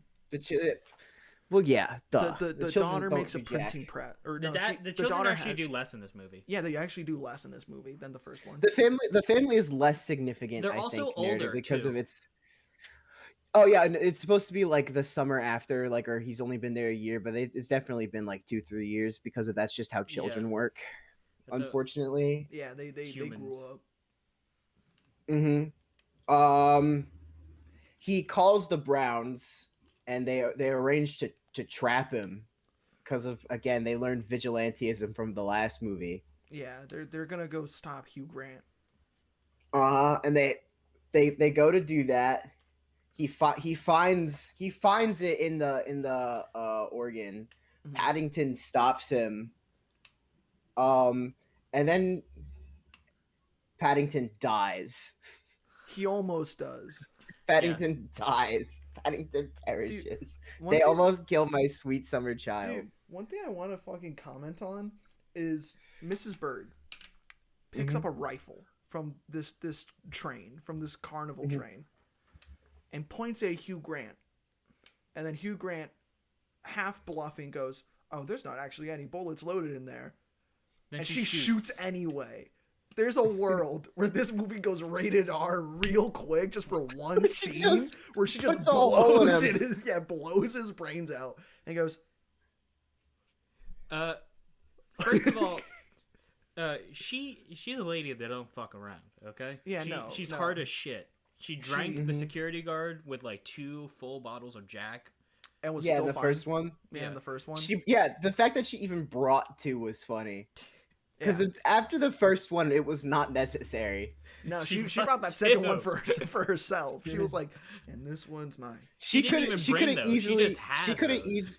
easily prolonged that first bottle, I think. Yeah. Because they slammed the whole bottle down in like 7 minutes. Yeah. Which is an insane pace. And she goes hard. Like she's not KO'd. She's like, "I'm still in it."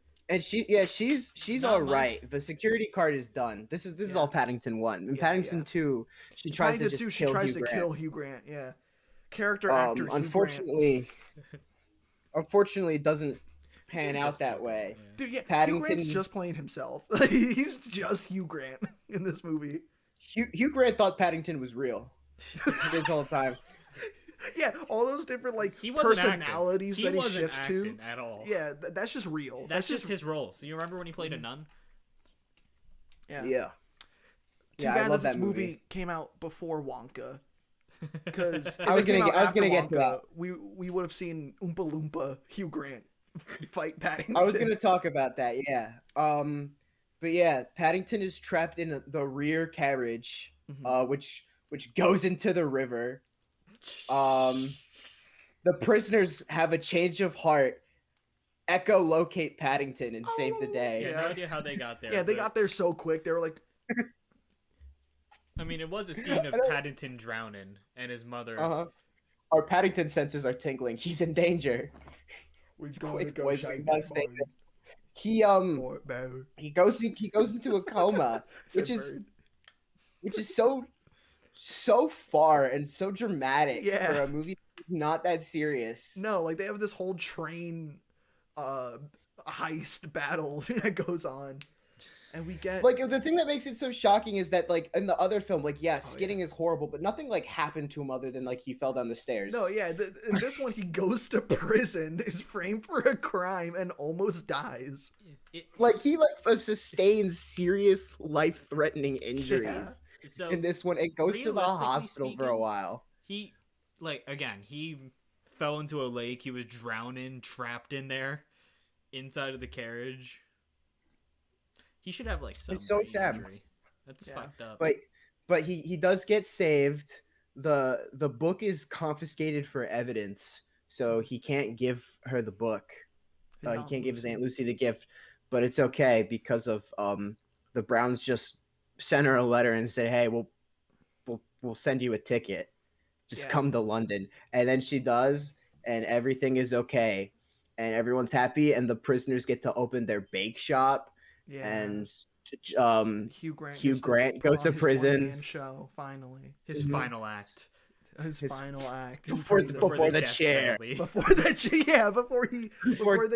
chair for trying to kill Paddington. I don't think they have that in England. Lethal injection? No, they kill you standing up there.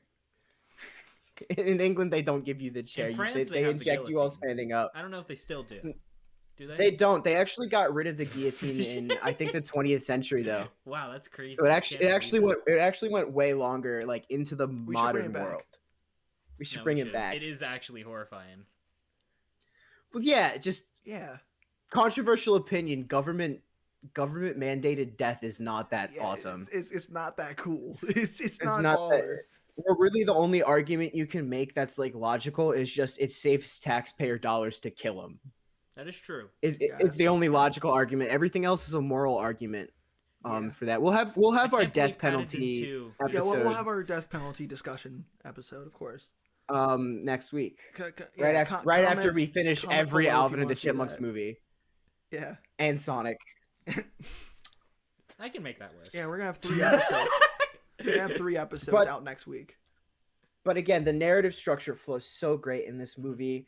I really enjoyed the cast a lot more this time. I thought, in particular, the prison characters are so great, so wonderful, and Brendan Gleeson is so gruffly charming. He's so good. In he's such a grumpy, like he's almost like a grumpy bear man.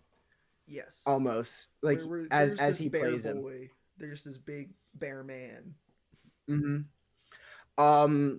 So all the performances are just as great. As far as the shot composition, might even be better. I just have one issue where I think they turned the color saturation way too high. Yeah, this movie's very bright. This movie's very bright and colorful. In a way that I think it's like a little ugly, like where it's a little too far. That's fair. I think it's only really bad in the day. Yeah, and it never really bothered me. Well, it looks really bad when you see water in particular. Every time there's like water, it looks. I mean, that might just be what British water looks like. That might just. No, that's just British water. It's just gross and yucky looks looking. like that. Yeah. I remember in the last movie when they show the river, where they're doing the scene where like Paddington tours London in the cab, and we saw the river and just like went like, ew. Yeah. Stinky. Dude, water. it's Wonka's chocolate river. Ugh. Right through England. Right through England. Right through the center Um, of England. Holy shit, man. Dude, that's a it huge pretty chunk much of has river. all of the same wonderful transitions and stuff like that. I don't think there were as many standout ones that maybe just like go like, wow, that one in particular was I liked, amazing, but it very much keeps the same atmosphere and tone. They do kind of do the same like jungle, like Paddington goes to the jungle thing again, but this one's a lot more it's a lot sadder because he's in prison. He's sad. He misses home. He wishes he could get something for his Oh Aunt yeah, Lucy. and he talks to his aunt and is like, Aunt Lucy, I'm in the jail. Yeah, and like you see the seed like sprout between the cracks of the floor, and then it becomes the whole jungle. That was really neat. You're right. I forgot. That one's great. This movie is very good at giving like almost like a live action storybook Yeah, sort the of beginning thing. pop up book section where Yeah. it's him and Aunt Lucy running through the drawn out pop up of. I forgot about that. You're right. I was actually awesome. I retract what I said. There are actually several ones that are probably even better. The one where he gives her a London tour Actually, this in, movie's just in the peak. pop up book. This movie's the best movie ever, as we started saying. At the start Well, of the episode. let's just get into that. I think. What do you guys think? Do you guys think it like really deserves that? I don't know. I think it's. I think it's good. I think it's like the comfiest movie. Like for me at least, like I really enjoyed it. I had a I think so really too. great time. I think it's. I don't think it's the best movie ever. Of course, it's not like perfect, I think it's very hard to find somebody who will watch this movie and dislike it, though. and that's a sign of a really great movie. Too, Think about that. I think this movie like you have to be is soulless to hate fantastic. The best movies you can dislike. This movie. Yeah. That's just a matter of This is just such a you're very right in saying it's very comfortable. Mm-hmm. But I think like it takes the concept of Paddington as a character and pushes it a lot further than how it was in the first movie, where it's like this character is affecting even like society's worst people, and you can see like in the neighborhood in London that he lives in. Yes. When he's in jail, just everyone's life becomes average British person life. Yeah, they all get kind of sad. It's so They're all sad. kinda like, you know. It becomes like the opening scene from Shaun of the Dead. Yeah, exactly. Where it's all sad and boring and on autopilot. Yeah. And yeah, I just think that he as a character goes through a lot more, and it makes me feel a lot more. I think it's just as well shot, just as well edited, even more great performances in it. I think the only reason it's really not is because of like, it's not like it changed the game or anything. It's just really good. Yeah. Like I think for like a best of all time, it's gotta just be like oh yeah, movies were never the same after this. Yeah, No. I don't think Paddington had that level of impact or influence, but in terms of just standing on its own, I mean, Paddington 2, honestly, for me, is Timeless classic. Really just. I feel like Paddington 2, could just be timeless. You know, like you just think sit that down, movie will watch it, and age? you're just like, yeah, this is great. Mm-hmm. What was it? I'd also say Nothing's aged. I'd also just say too, this is one of those movies. I know this is a struggle that parents have a lot, where they have to like put on a movie to entertain their children, and a lot of children's entertainment is so bad. Minions. Yeah. I'll even say from like some of the giants right now, like Disney, Pixar, they're not really on They're their not A cooking game half the shit time. right now. No, they fell out of their kind of renaissance period within the early 2000s. Had a couple of wins here and there, but it's kind of Like they're not in their peak era and stuff like that, and that doesn't erase the films that they already made and stuff like that. But as far as films that you can go see in the theaters right now, well, not right now because this movie came out in 2017, but like, you know, of our current era, this is one that I would not mind taking a hypothetical child to go see. Like I like this movie a ton, and there's nothing harmful in its messaging. It's really well crafted and stuff like that. It's just something that it's like, dude, I hope every kid grows up on this movie instead of Coco Melon or something like that. Children's media, on the other hand, best kids movie. Best kids movie? I think we're damn close. We're pretty up We're there. I think pretty we're pretty up there. damn. Yeah. I think you're like you're wrestling with like Toy Story 2 and The Incredibles and shit like that. Like Yeah, like- the literally big like boys. a battle of titans for sure. Yeah. it's swinging big. yeah. Mhm. I really do love the movie. Paddington 1 like goes in with the little 1-2, but then Paddington 2 just Mhm. big swing, big Yeah. hooks, really finding its way up there. That being said, Paddington 3, Paddington in Peru, absolutely gonna watch it. Paddington in it's gonna be Peru. awesome. It's gonna be so cool. You don't know that. They could drop it. Always. Well, kind of That's the true. joke is that these movies have no right being as good as they are. So No, they I'm officially not a doubter of Paddington in Peru. That's fair. No, yeah. I'm think- expecting. it's I'm and expecting it's an the same Oscar. director and everything. I mean, too, you know, like let- it's gonna be the same creative. Let's be team. honest. It's gonna be great. if it's a movie, He just had to do a little Wonka detour. Yeah. Yeah, about Paddington's like family backstory or whatever, which I assume it will be, and it explores like Me, mom, and dad. yeah. just all the shit Has he's like been has through. like Amazing Spider-Man 2 ass Yeah. parents. Yeah, Plotline. yeah. Secret agent parents that are like Uh-huh. that were killed in a plane crash, but the dad's They actually invent- secretly alive. And they actually invented a bear speak English formula. And the government crashed their plane to try and take it from them. Paddington was supposed to be a weapon. Yeah, Paddington's Mhm. weapon B. The Amazing Paddington 3. No, but seriously though, if it's like I can't wait for the Paddington villain basement, the villain hallway for all the Paddington villains. That'll be great. It's just a room with Mr. Curry in it. I think it's And just Peter Capaldi with a gun. yeah, That'll be great. Peter. Yeah. Any thoughts? I guess that's basically Yeah. it. Any. All right. Well, do we want to move on to the Paddington Q&A sesh for Paddington 2? Yeah. Yeah. Let's do a quick do one. that. Yeah. Yeah. Let's just talk to the guy. Hey, guy. So how was it working Hello. with character actor Hugh Grant? Sorry. And Peter Capaldi. And Peter Capaldi. And Peter Capaldi. Well, Peter was hardly around. You know, he was filming Doctor Who. Jolly good old chap. Very racist though. Was he? Yeah. Are you sure? Hates bears. Do we hates want to bears. slander Peter Capaldi on the podcast? I love Peter Capaldi. This isn't. This isn't I love us. Peter Capaldi. This isn't us. He's It's like, this is Paddington. us. This is Paddington's opinion, not ours. This does not reflect the opinions of the Super Shenanigans Variety Hour. We love the 12th Doctor, guys, and we Amen. love the Thinker in Suicide Squad. Yeah, I think something. And any other roles. Dude.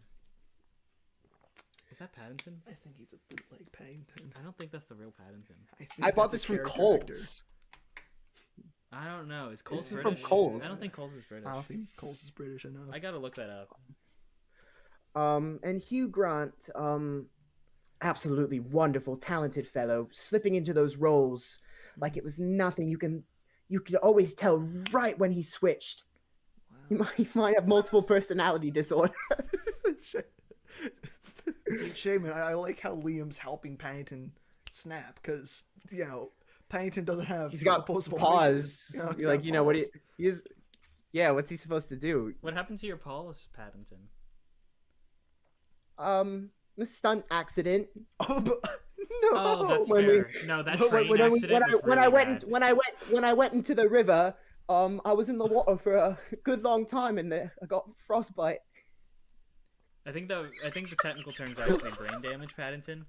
Like you had nerve damage, and it because of the lack of blood flow, it restricted oxygen to there. No, the water was really cold. Oh, I hope. Okay. Liam is to keep. Liam's just helping out Paddington. I mean, look at him. That little guy has to hold him up. Yeah, dude, like there's all my chairs are too small. Look, like you can't even see them. That's so sad. You see, you guys got to be supported, No, Yeah. that's fair. Yeah. and that's what Paddington's all about: is really support and helping your neighbor. Yeah, and Paddington, I appreciate all the messages from your films. They're really great thank you. films, and can you give us any details on Paddington in Peru? Have you guys started filming that yet, or is that still? Has Peter Capaldi been eaten by a tiger yet? So since Wonka has just finished up and wrapping that really frees up our director for principal photography. So we haven't yet wrapped filming, but trust me, it is underway. And I'm under NDA, but I can promise you it's going to be a very moving tale. Wow. You'll learn a lot about Peru. He really is an actor. And it'll just be great family fun. You see, he told us nothing. So are you originally from Peru yourself, or is that just a plot line for the movie? I always thought you were. Oh, well, I most certainly identify as Peruvian. And, I was really young when I was found, so I can't really disclose any details of exact. Because spoilers for Paddington Peru. I would hate to ruin the film for you all, but yes, I do culturally identify as a Peruvian Englishman. Could you imagine how cool that would be? What if that was the plot line of the movie? Cultural identity. Yeah, that should definitely be. I hope we do plan to have a very nuanced look at what it means to belong somewhere, which is a primary theme of both of the previous films is of belonging to certain locations. It's hard being a bear out there. As a Latino, I may be Puerto Rican, but as a Latino, I appreciate the Latino representation. Of course. Films. You as a Peruvian, of course. Oh yes. It really touches me in the heart. I'm glad to hear it. As somebody who's kind of sort of British, not really, but a little bit, I guess. Yeah. Hello. Yeah. Oh, we'll just eat some marmalade and we're all good.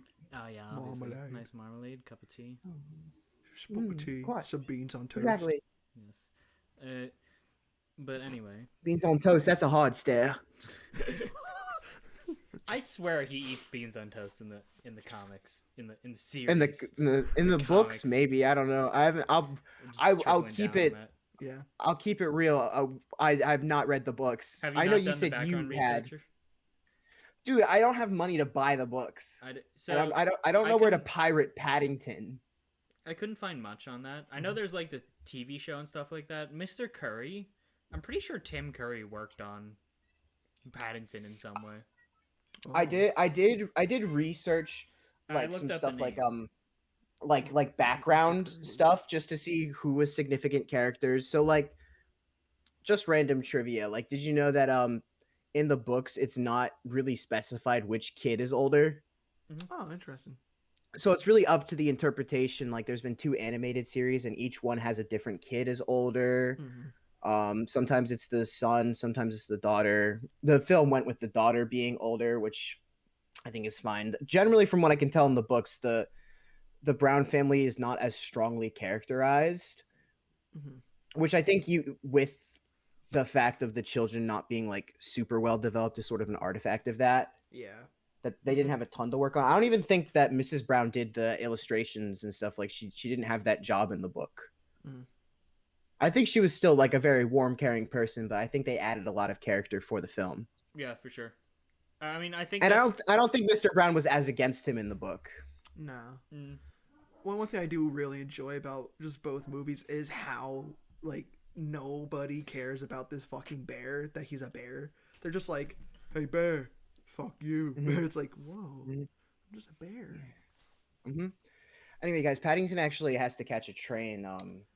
So he can get to the airport, go back to principal photography in Peru. So, bye everybody. Thank you for having me. Yeah. Thanks for coming on, Paddington. That was really enjoyable. Thanks so much. Oh, thank you so great. Much, see you guys. Yeah, like and subscribe, everybody. Super Shenanigans for all the hour. Oh, thanks. Wow, he's gone. Hope he had a nice flight. Dude, he flew. It's okay. Did you see how he went down those stairs? He'll be fine. Yeah. He head first. All right. So, I think that really covers Paddington 1 and 2. Paddington 1 really simple but effective, Effective. enjoyable children's movie. And the second one, honestly, I think a masterclass in children's, especially, you know what, I'll even say this too, live action children's movie, I will say it's probably just the best. Yeah, that's fair. Absolutely. And once you start bringing in animation, it's probably amongst just the be top 5. Paddington Bear, 1989. And the 1989 show, Tim Curry voiced Mr. Curry. Is that I thought he was in the book? So did he? Yeah, Mr. Curry was. Did he in the actually come? books. Did he come from? Okay. Yeah, from what. So from it what I was saw just a from great Shaymin's coincidence. research. Yeah. So he's a book character too. But Yeah. yes, he is. I mean, there always has he to was kinda be Mr. like Curry, the- and the only reason he got that was because his name's Tim Curry. Yeah. Well, but, like, I bet Tim Curry. I bet he liked If Tim- Paddington too. If Tim Curry came into my office and said, "I want a part," he's getting it. Yeah, facts. That's fair. Like, fucking, like, Whatchamacallit? Oh, never mind. It's gone. All right. but I think that wraps it up, guys. Like, I think Yeah. really great movies. Yeah. Do you guys want to maybe move on to just our epic book club segment? Yeah.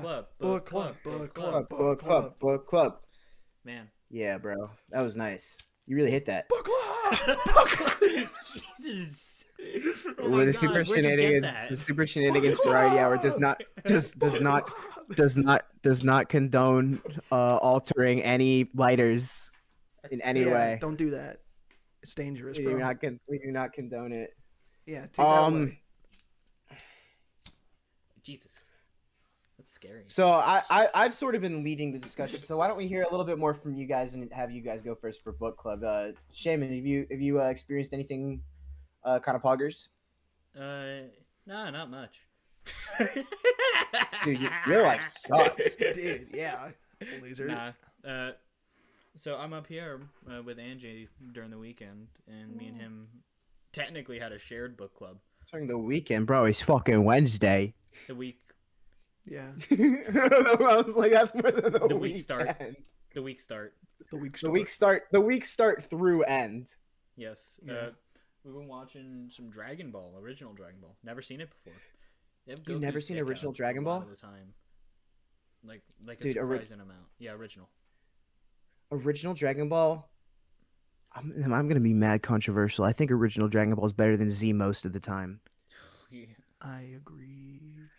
I'm having a lot of fun with it. It's really fun, like cute. Well, how Yeah, about super how fun. about once you get through it, we can sit down and have a Dragon Ball episode. That's fair. Because of Yeah. I'll be straight up. I've seen the show like 3 times at this point. Each time a different version, and I own most of the manga. Yeah. It's a So I love Dragon Ball.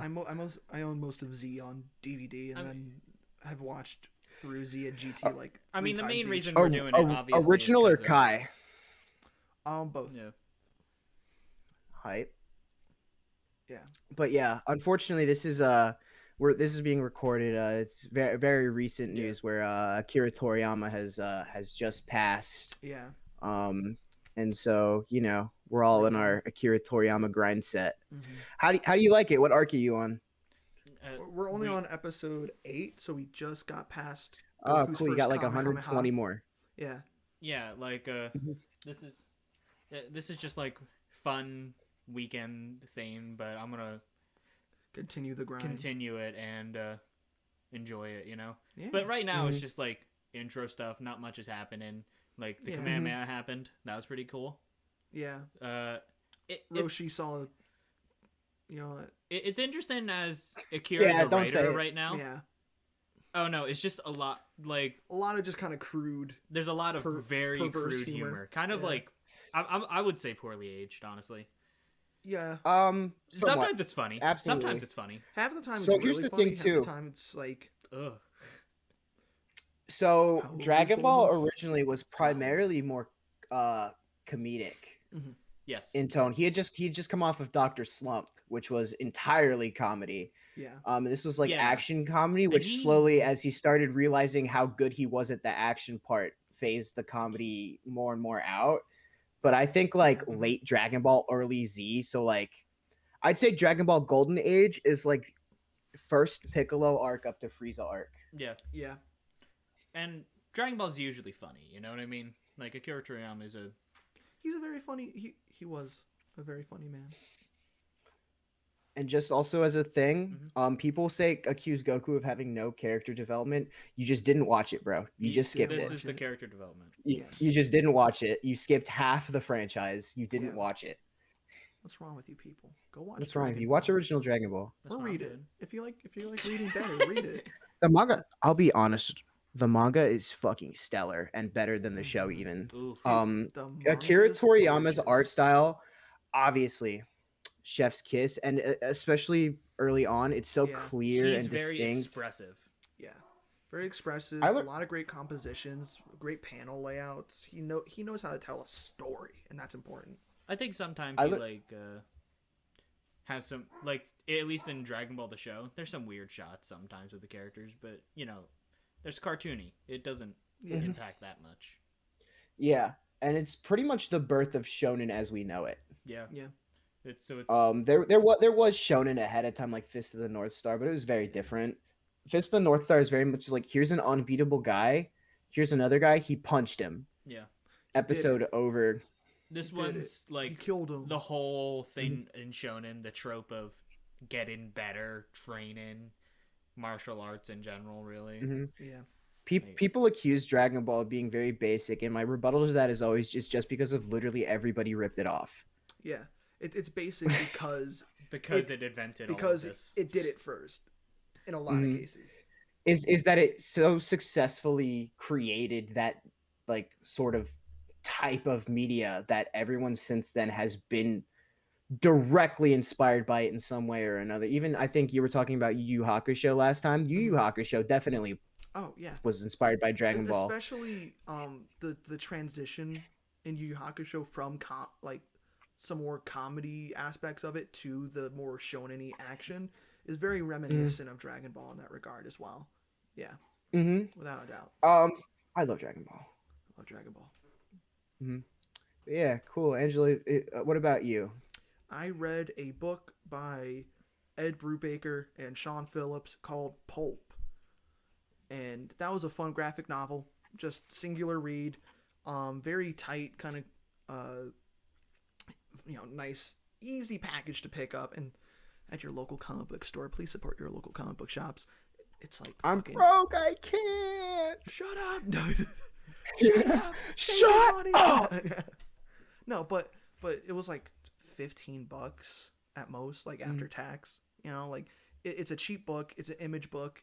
Ed Brubaker and Sean Phillips have a shit ton of projects that they always work on with each other just for image, but it's just about a old cowboy, basically in the 1930s, Great Depression, trying to make it, trying to live, trying to figure out the meaning of his life as he's spiraling into old age and writing pulp magazine stories about his old cowboy adventures.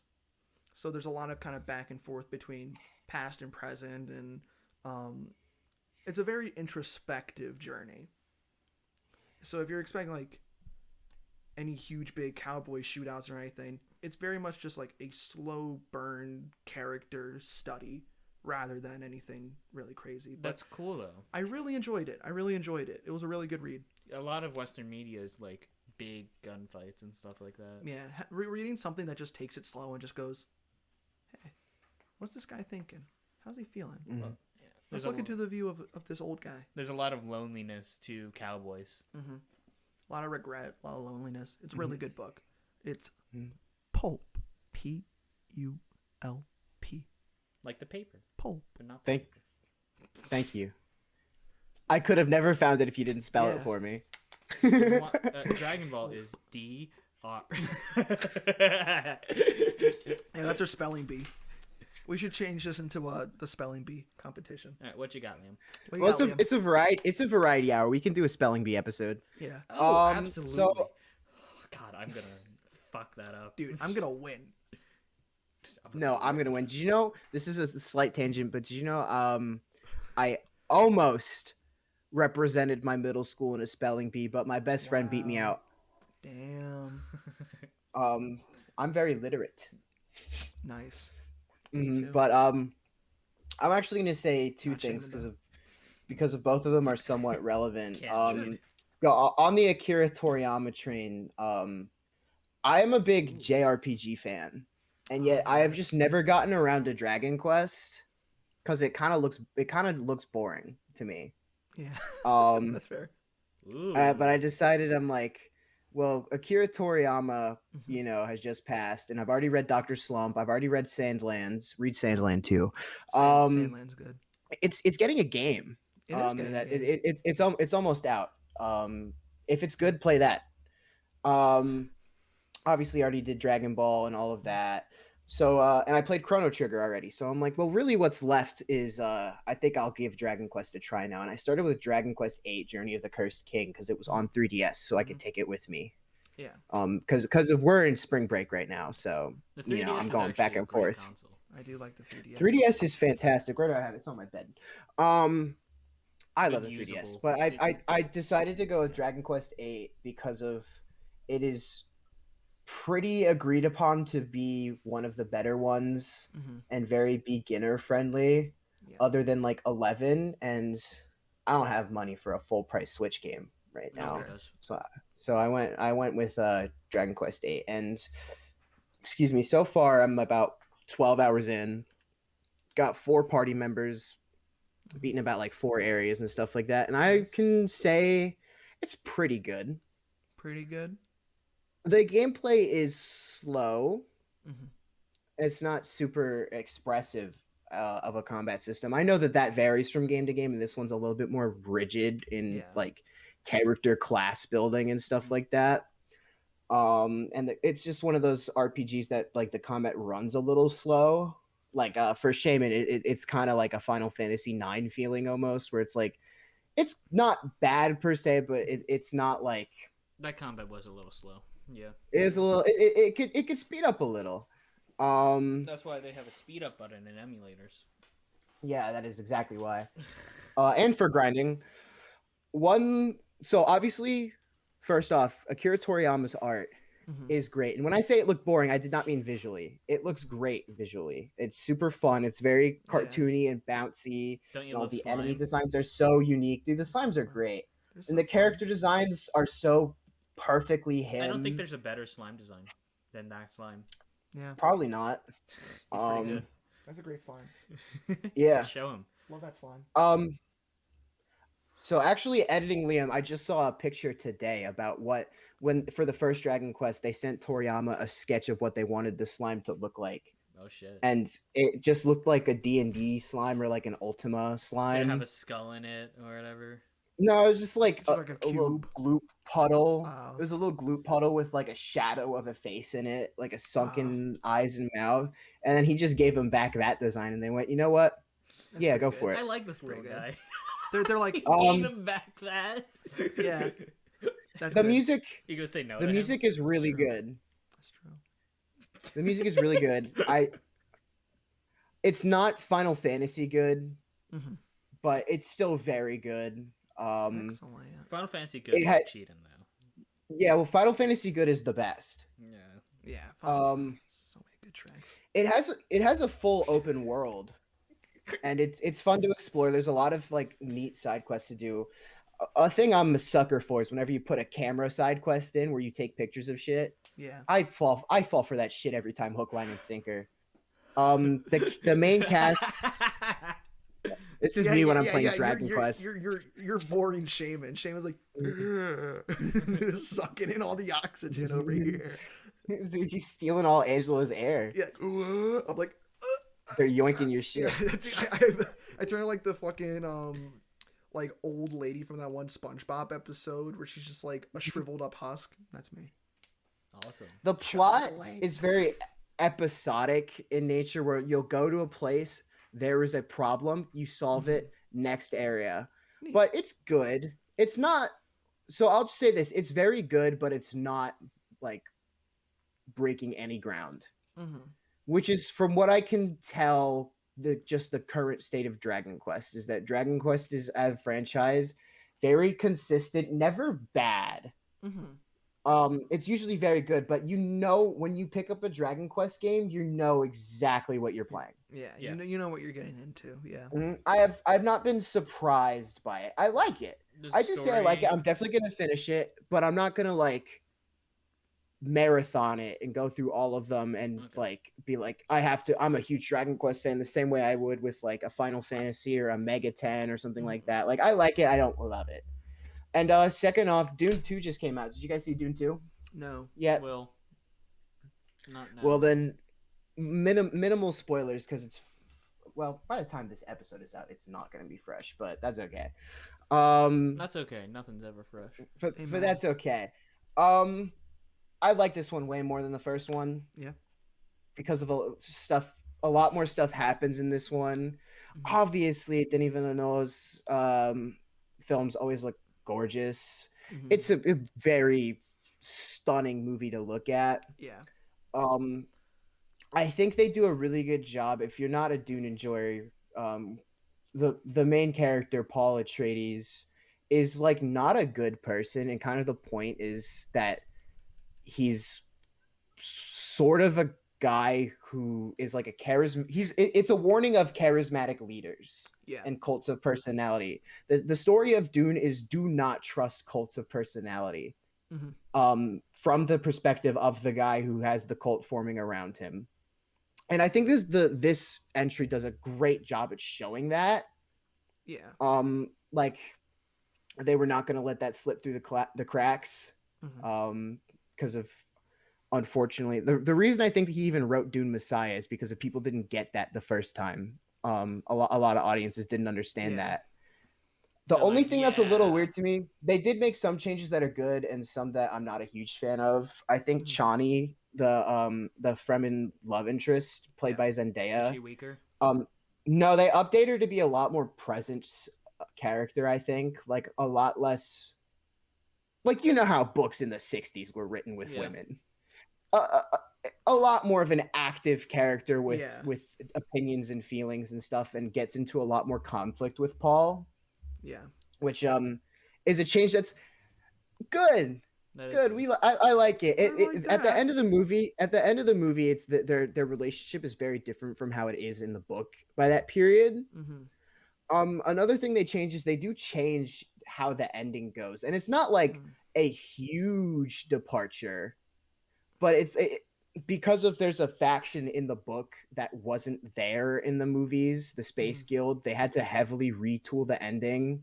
I see. And I think they changed the context of Paul's actions a lot in that ending because that faction isn't there.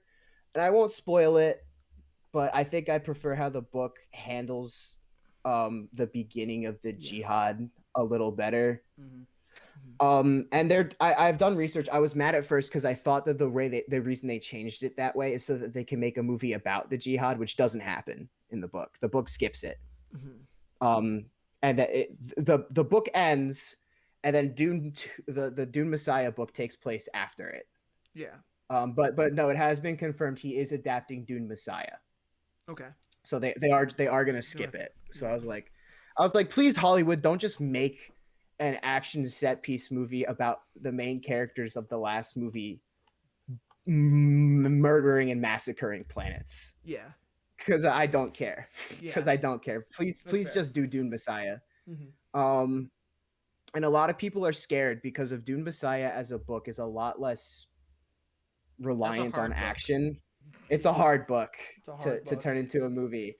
And unless you are super into political intrigue, which I'm sorry, the Dune the movie audience is probably not. It's probably not. I think there's definitely ways you can go about it though. If you go about like the you introduce more of the backstory of the jihad and stuff like that. They refuse to call it that in the movie. Yeah, that's what it is. This movie does not like the branding of the Fremen very much in the book, and so they change it to more vague words like holy war and stuff like that. But I don't understand why they would bother masking that, because if it's not supposed to be it's not a positive thing. Like it wasn't an event that the universe being like Warner Brothers just being Warner Brothers being like, ooh, maybe we won't do that, you know. Maybe we want to tone that back. It's not a positive connotation at all. So well, it's just it's a complicated connotation. It's very well. I think the use of the term in the book is very well realized, and he Yes, uses it it very is. It's properly. very Mhm. Where it's not just evil desert people go destroy stuff. It's not that either, but it definitely isn't like a holy war. Like, hey Mhm. guys, we're in the right and stuff like that. They kill 61 billion people. Yeah. That's Probably not a not. number I made up. That's the exact number. That's a 61 lot of, billion. That's a lot of That's a peoples. lot of people. They kill six, and that's a conservative estimate, But according to Paul. He says conservatively we killed 61 billion people. Yikes. Shout out to Dune. Dude. I hope But they I go liked it. It over was that. shot great. I mean, hey, listen, that's a very interesting story to go over if they make it well. Yeah. They are gonna, if they're doing Messiah, they have to, They're gonna and try. it's very Oh, clear that dog. that the director Denis Villeneuve is very interested in that arc because he brings it up, and he only wants to do Messiah because he's like that's the end of Paul's arc. Mhm. Yeah. That arc being charismatic leader to one of the worst men in human history. Yeah. Unfortunately, he will not be doing Children of Dune or God Emperor of Dune. I get it. I also get it. I get it. You're Shaymin, working you've read for it. Messiah at this point, right? Yeah. Are you gonna read Children of Dune? Eventually, but I'm taking a break because it's the end of Paul's That's fair. character. That's fair. Well, actually, he technically shows up in Children of Dune. It's just he's not the important character anymore. Okay. His son is the important character from then on. Well, that's good. Hopefully, he fixes his dad's. No, Awesome. doesn't happen. Would you believe me if I told you Paul Atreides has the second highest body count in the Dune universe? I do believe you now. Would you believe me if I told you his son had a somehow higher body count than 61 billion people. by a significant That's margin? such an incomprehensible number. How many people are on this 300 billion. On this planet, on this 8 planet, billion. Yeah, 8 billion. That's so insane. Dude. Yeah. Imagine exterminating Earth. Imagine exterminating 8 Earths. Well, they specifically also Conservatively. say that the number of planets they sterilized was 90. So 90 that's pretty planets good. wiped off the map Death Star style. Every other habitable planet other than the one Paul comes from is invaded. 40 religions and their followers destroyed. These are the exact numbers. Yeah. So yeah, and he is the second highest. Yeah. His direct successor then somehow gets an even higher number. That does sound like an interesting read. It's like watching a It's car very accident interesting. happen. That's how It's pretty described to me. insane. Yeah. Frank Herbert. But the movie is really good. I would also like to say the theater experience was not great this time, Oh, unfortunately. no. Oh, did somebody smell next to you? Did somebody shit themselves? No, the theater turned off mid movie. Just like Five Nights at Freddy's. Yeah, it just turned off, and it took them like 8 minutes to like get the movie started. Damn, so you missed like 8 And- minutes of the movie? Yeah, I was just like, That's annoying. I won't say the theater because obviously I don't want to send hate to a business if But I this think you should send hypothetically hate to this got anywhere. private business. But you should send hate to this private business. But yeah, Yeah. movie theaters are dying. Like they have no funding. Yeah, it sucks. Yeah, it happens. Yeah. But that is how it is. It was not a very pleasant theater going experience. At this point, the only reason I go is because of the sound from the speakers is so much better. Than yours. Yeah, than almost any home speaker system around. Yeah. Just get a better home speaker system. Yeah, just break, build a home break the theater. $1,000 Yeah, just build a home theater. minimum. Yeah, just spend like 30 grand on speakers. That's how much it costs. Do it right now. And a building to house YouTube them all. Audience. Spend $30,000 right now. Yeah. It's what Paddington would want. It's what Paddington. Bring Paddington back. Is Paddington on still gone? No, He's he's like gone. in He's on my- a flight. He's on the other side of my apartment. He's on the other side of the country. Yeah, he's He's in Peru. in Peru now. He's in Peru. Yeah, I was wondering if he was still kind of lingering because he likes to have a little marmalade. sandwich before you. Yeah, I don't have any marmalade in here because of like I'm American. Angie doesn't have marmalade. I checked. I dove through your fridge looking for it. I did. It's because I ate it all. But thank you so much. Thank you so much, everybody, for watching. This has been Paddington 1 and 2 and book club segment. This is Super Shenanigans Variety Hour. Please like and subscribe if you like and want any more content. We have a back catalog now of a couple episodes if you really want to watch. Yeah. There should be something right there as a playlist. That's where the subscribe will be, I think. Just keep pointing in the yeah, thank you so much, guys. I'm Liam. Oh, I'm Shaymin. and I'm Angelo. With a skull. That's so cute. We'll see you guys next time. We'll see you guys next time. Bye. Yeah. Bye.